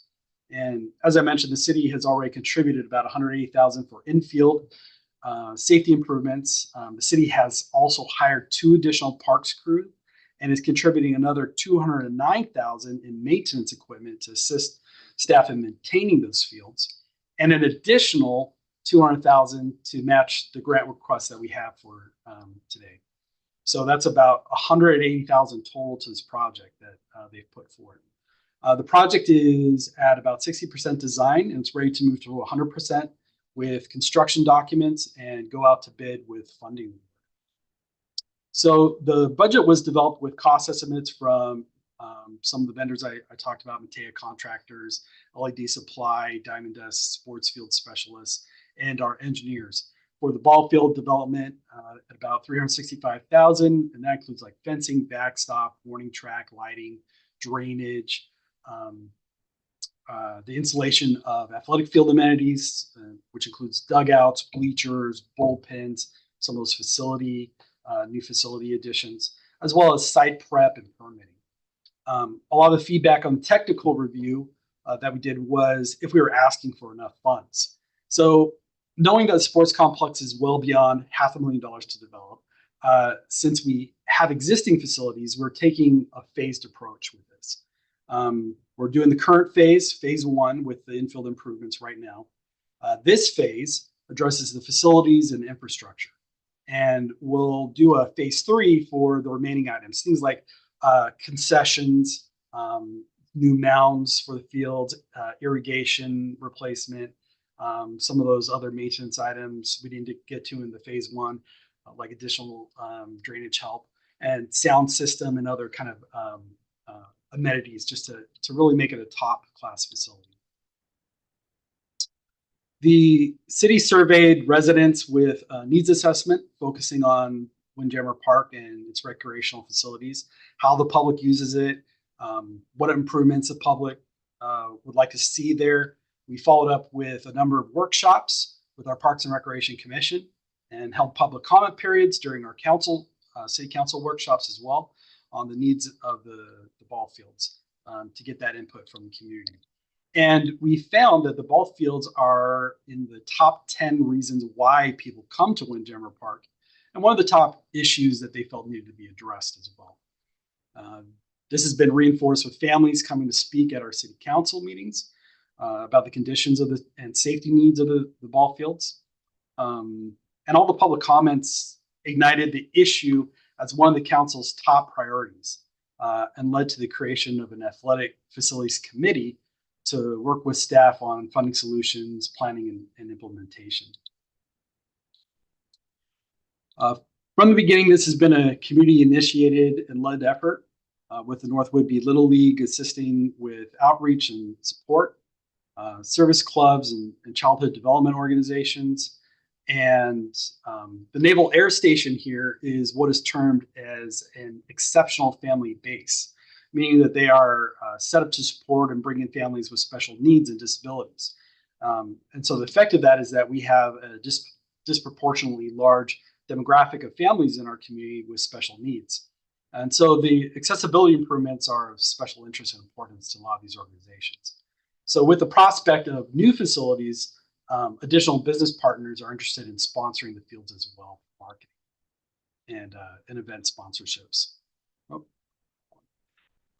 So to talk about sustainability, ecological factors minimizes the agronomic design, minimizes our impact by reducing water consumption. We'll showcase sustainable landscaping. We're using specialized materials that are resistant to erosion and environmentally friendly with without the need for additive conditioners. As a location built on ancestral lands, we also have an archaeologist on staff to work with the RCO and cultural resources as well. The project considers and addresses a number of social factors also. Located in disadvantaged neighborhoods, the facilities are multimodal friendly. Just across the street from the transit station with pathways for bicycles, ADA parking and ramps, which were installed with previous park renovations. So now we're ready to connect those improvements to the ball fields. And this project will add in accessible improvements, bringing it up to date with the rest of the park for inclusive access. The Little League came to us with the rest of the community seeking these improvements for safety and inclusivity, but also for opportunity. The Little League has been working with regional and state organizers with updating the fields as a condition for Oak Harbor to be able to host regional and state tournaments. So with that brings in much needed tourism dollars to the area. With these improvements, our operating and maintenance costs will be decreased and our revenues will increase, allowing us to take on care of public facilities at a next level. The city is prepared to start the project in July of 2025. Installation and renovation work will occur over the winter once we have the bid out and contractor signed on, with completion in March of 2026, in time for the Little League spring season. Our ask in partnership with RCO's WWRP recreation program is $300,000, with the city matching $200,000. The Little League, business sponsors, and public donations supplementing $50,000 of that. We have a lot of cost efficiencies with the project that will help us out. We already have supporting infrastructure in place around the ball fields, and from the onset, this has been a community-led and city-supported project. So we have additional in-kind services available to supplement the project. This is just one of those projects that's been a softball pitch to support and get our city council behind. It's an easy decision to support hundreds of youth in our area, and they've stepped up with, as I mentioned, about $800,000 in support. So with that, thank you for your time and your volunteer service on this review committee and with this program. And I'm happy to answer any questions that you may have. All right, thank you, Brian. Questions for Oak Harbor or clarifications needed? Roxanne, go ahead. Right. Has the Little League pledged to raise the 50,000, or have they already identified that in terms of real dollars? Yes, so they've identified 20,000 of that 50,000 in support, and then assistance with fundraising as well. Thank you.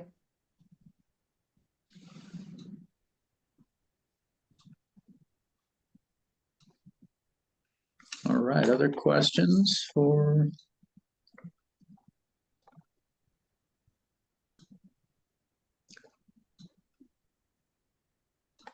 Were you, sorry, Brian, if I missed it, were you doing all three of those fields? Yes, correct. The backstops and dugouts and stuff? Okay, cool. Sam. Yeah, give it a break. Now you said the infields are already happening, so is the drainage for this phase 2 for the outfields? Yeah, so right, so that connects.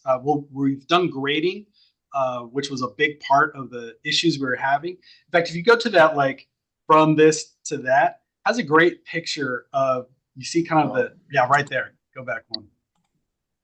Yeah, so you can see how we had some of that, standing water in the infields. So the project we're doing right now will take care of that, but we have poor drainage in the outfield, which is contributing to the situation. And so we'll be doing some drainage improvements out there to help keep the water off. So Carl, if you can back up a few more to the scope where it actually lists what's happening with this project. Mm-hmm. Okay. So the drainage there is all 3 outfields or whatever needs to finish beyond the grading that you're doing. Correct. Yeah. And that's about $82,000. Okay. Thank you. Thanks. Other questions?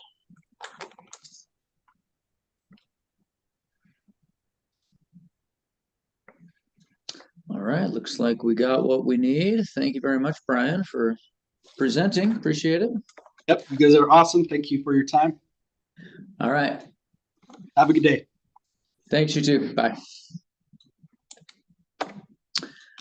Okay, that brings us to our last presentation, and I saw Jonathan. Is Jonathan still here? Where's my... Yeah, it looks like you're still here. There you go. Hello. There you are. Hello, welcome. Thank you for joining us. Storybrooke Phase 1. Can you see your PowerPoint okay? You froze there for just a minute, but now you're back. Can you hear me okay? Yes. Okay, good. All right, and I can hear you, so that's good. All right, committee members ready to move to the next one here? Yeah. All right. Okay, Jonathan, I will pass you. There you are on my list. Okay, go ahead and click the screen. You should be able to work your slides now. There it goes. Oh, there we go. Okay. Sometimes a little delay. Oh boy, you're seeing my whole presentation. Okay. Yeah, well, whenever you're ready, go right ahead. Okay, ready, set, go. The city of Bellingham is applying for a grant to develop Storybrooke Park Phase 1. My name's Jonathan Schill, project manager. Storybrooke Park is located in the state of Washington in the northwest corner of Whatcom County, in the northwest corner of Bellingham. The grant will be used to construct a playground, a gathering area, trail improvements, park lighting, utilities, signage, and wetland buffer mitigation. And the park is set in a residential area. Criteria number 1. Storybrooke Park is shown in red on the slide there. The Birchwood neighborhood needs this park because recreational opportunities are sparse in this area. The neighborhood is moderately dense, and the yellow blocks on the map show existing multifamily housing inside the 1/2 mile service area. While some of these developments are inside a service area of another park, Shucks and Meadow, it's only 1/2 acre there, which is in the center right on the slide. Shucks and Meadow is limited capacity for recreation owing to its small size. So these are photos of multifamily housing complexes just down the road from the park. Almost half of the population of the neighborhood lives in these developments. And the median income of the neighborhood is about $25,000 less than the state median, which means less disposable income. So where do they go for low-cost recreation? Unfortunately, green spaces are often left out when these kinds of complexes are designed. So Storybook Park is their backyard, which makes it all the more important for Storybook Park to fill the gap in the recreational opportunities in this neighborhood. The need and the priority of this project is documented in the city's comprehensive plan, and this was manifested when the city council unanimously approved the park master plan following a public hearing, and then they approved funding of phase 1. So this project is also high priority in the Birchwood Neighborhood Association as well.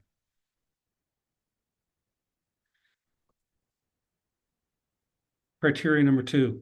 5.8 acre Storybook Park is mostly undeveloped. The red arrows indicate sloped areas, and the light blue line is the ravine with a small stream and wetlands, and the wetland in that stream is a category 2.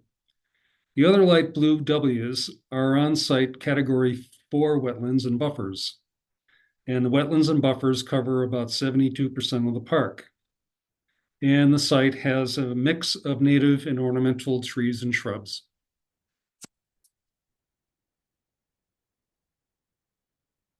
Oops. Okay. There is currently no safe pedestrian access to this park from West Maplewood or Cherrywood Avenue, but there are some trails on the park. The colored lines on the map are existing trails. None of these trails are accessible. The dashed orange line is 500-foot gravel trail connecting the center of the park to Cherrywood Avenue at the south end of the park. The red dashed line is an existing driveway from West Maplewood Avenue, which runs along the northeast side of the park. And the green dashed line is a dirt path between McLeod Road to the north and then to the gravel pad in the middle of the park. We plan to improve this footpath in a future phase, so it's not in the grant. The site grades challenge accessibility, but they also make the site interesting to experience. A meadow and a gravel area is located at the center of the park and marks the location of a house that was demolished sometime in 2009. And then there's a constructed pond, a wetland, if you will, near Cherrywood Avenue at the south end of the park. And the wetland is fringed by a grove of ornamental trees and shrubs.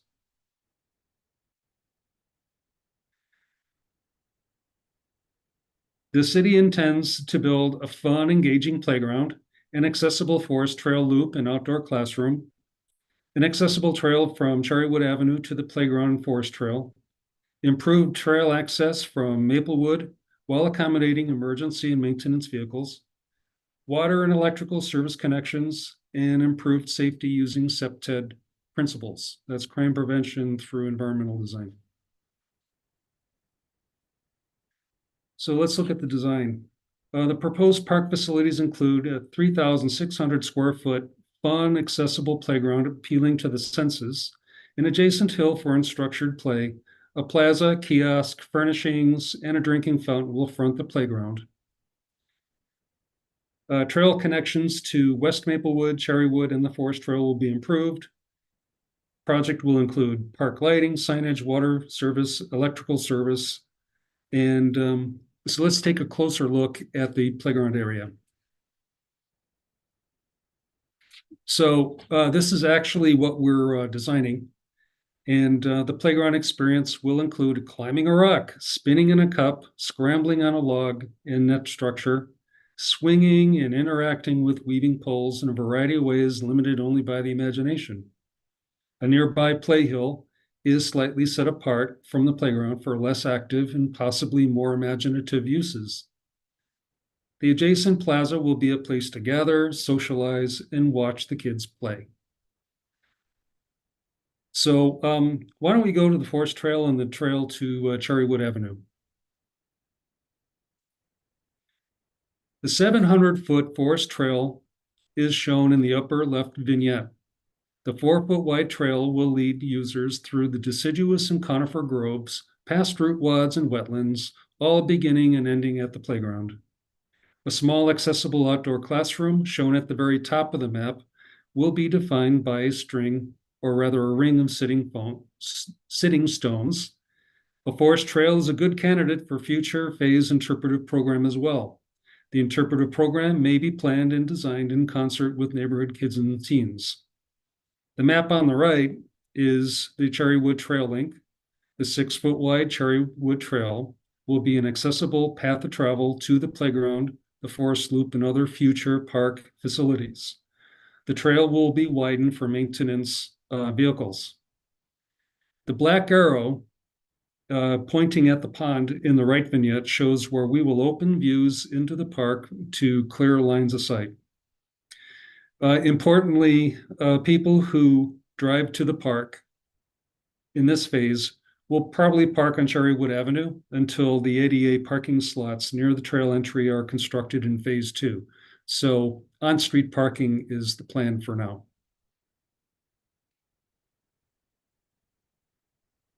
Our design budget and our cost estimate is based on studies of recent cost data from other comparable public work, bid tabulations, consumer price index adjustments, prevailing wages, consultations with design professionals and vendors to obtain reasonable pricing. And so the cost estimate that I had submitted, I'm confident of that. It's always subject to the market, though. Our estimating is complete, and the 100% plans and specifications are in review. Public outreach was robust and varied. We held 21 separate meetings and other events to collect public input from the Birchwood neighborhood, Parks Advisory Board, Park Committee, and the City Council. Additional input was received through social media, city website, emails, public engagement software, and written surveys. And we negotiated with the neighbors to mitigate their concerns with park development. In the end, this project gained the support of the City Council, the Advisory Board, the Birchwood Neighborhood, Housing Authority, members of the Park Committee, children of Birchwood Elementary School, and many others who engaged in the public process.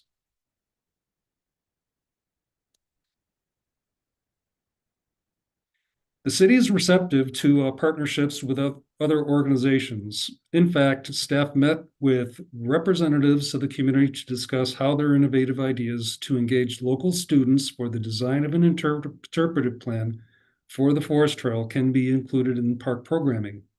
This effort may include production and installation of signage by those students. Another example of cooperation was to include a place for a food forest to help offset the negative effect of the current food desert problem in the neighborhood. The park master plan promotes this concept and it complements the other proposed site uses. Unfortunately, the interpretation and the food forest is not part of this grant application, but it's in process. Criteria number 10, ecological factors of this project include minimizing the footprint of development. Phase 1 covers only 0.8 acre and is planned for phase 1 development, and that's only 14% of the entire park surface area. The city specifies building materials that have a lower carbon footprint. For example, the proposed wood play structure will be constructed of high-density, rot-resistant natural robinia wood, and the crushed limestone trail surfacing and engineered wood fiber fall surfacing are locally produced, and they require relatively short truck trips. And these materials are also a kind of carbon sequestration. And then finally, pedestrian street improvements will encourage non-vehicular access to the park and reduce carbon production. But there's more on this later. The social factors of this project are manifold. Improved non-vehicular access to the park means less dependency on vehicles and more use of muscle power. Play enhances development of neural connections, motor skills, problem solving, cooperation, and socializing. The outdoor classroom will be a place for kids to learn more about the environment, to help foster awareness of their relationship to nature, and possibly even become involved in the design of an interpretive program. And social events like our volunteer work parties create positive changes in the park, such as fewer weeds, more native plants, and natural values.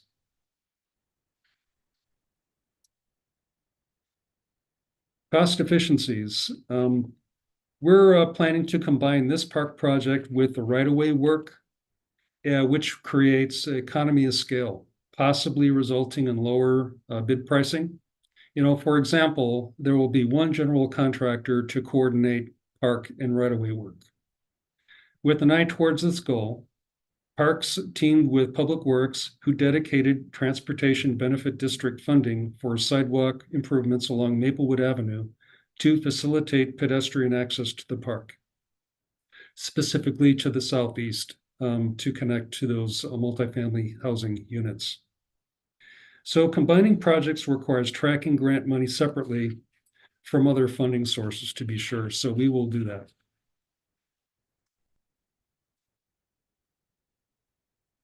So in conclusion, in my opinion, this project fills the demonstrated need for recreation facilities to enhance the physical and mental well-being of the people in the neighborhood. And I appreciate your time. Great, thank you, Jonathan. All right, any questions or clarifications needed on this project?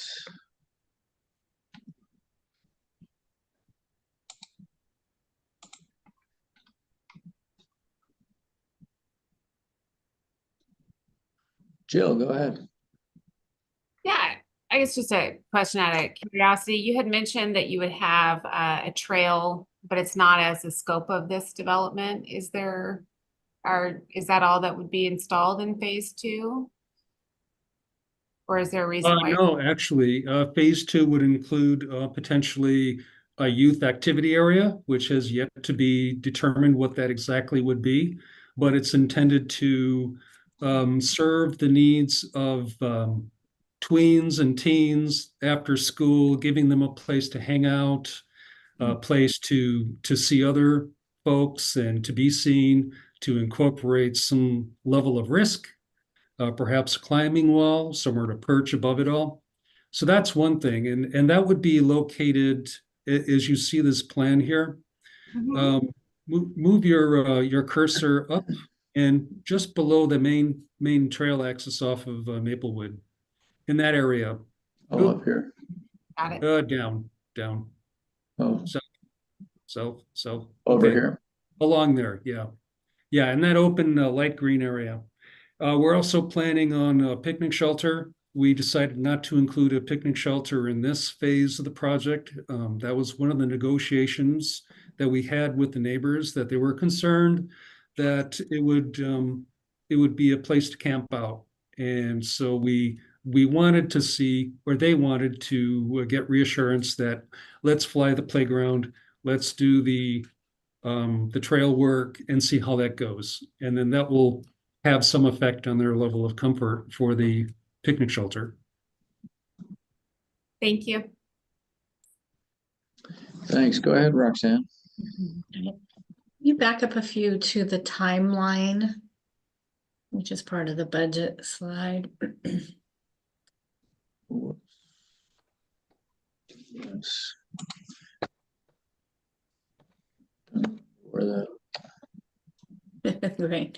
Well, I think it showed that, I guess my main question is around permitting, given how much wetlands is part of this site. It looked like, I guess, where are you in permits? Because that identified permits in 2024 and going pretty closely to construction. And I know, they don't award the funding and contract it out until the middle of next year.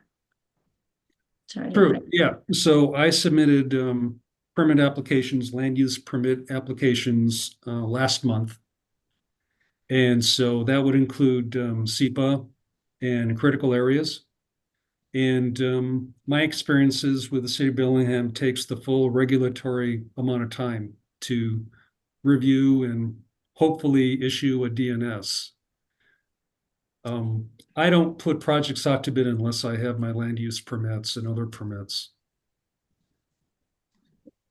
I don't know if that answers your question. There are lots of other permits I need to apply for, Yeah. and I'm working on those.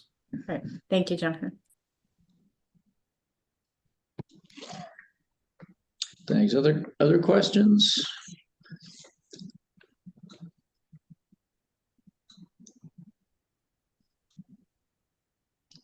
All right. It looks like it's gonna be a sort of a unique neighborhood park, but it looks like good use of the space.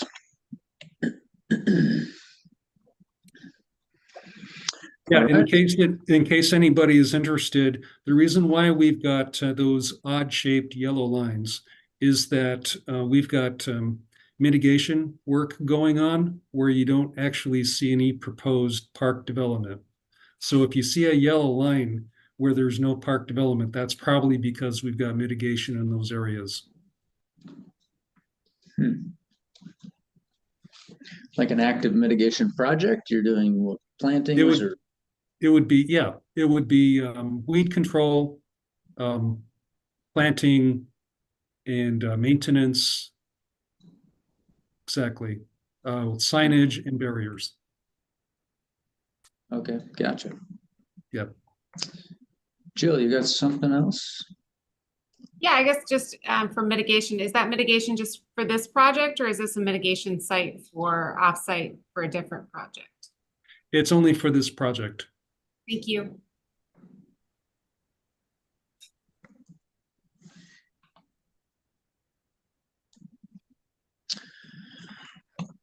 All right, last call. Any other clarifications you need? Great. Well, thanks, Jonathan. Appreciate it. I appreciate the opportunity to be considered. Yeah, for sure. All right. Have a good evening. You too. All right. Thanks, everyone. That brings us to the end of day one, local parks, WWRP evaluations. And we have 3 more days. We will start again tomorrow morning, 9 o'clock. So thank you very much. And evaluation committee members, hang out for just a minute. We can wrap up.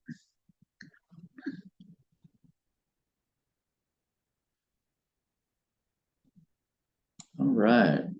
Well, thanks, everyone. Hope today Carl. went well. Question? Yeah, go ahead.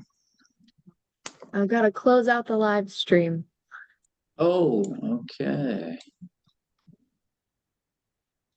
Well, we'll wait for you to do that.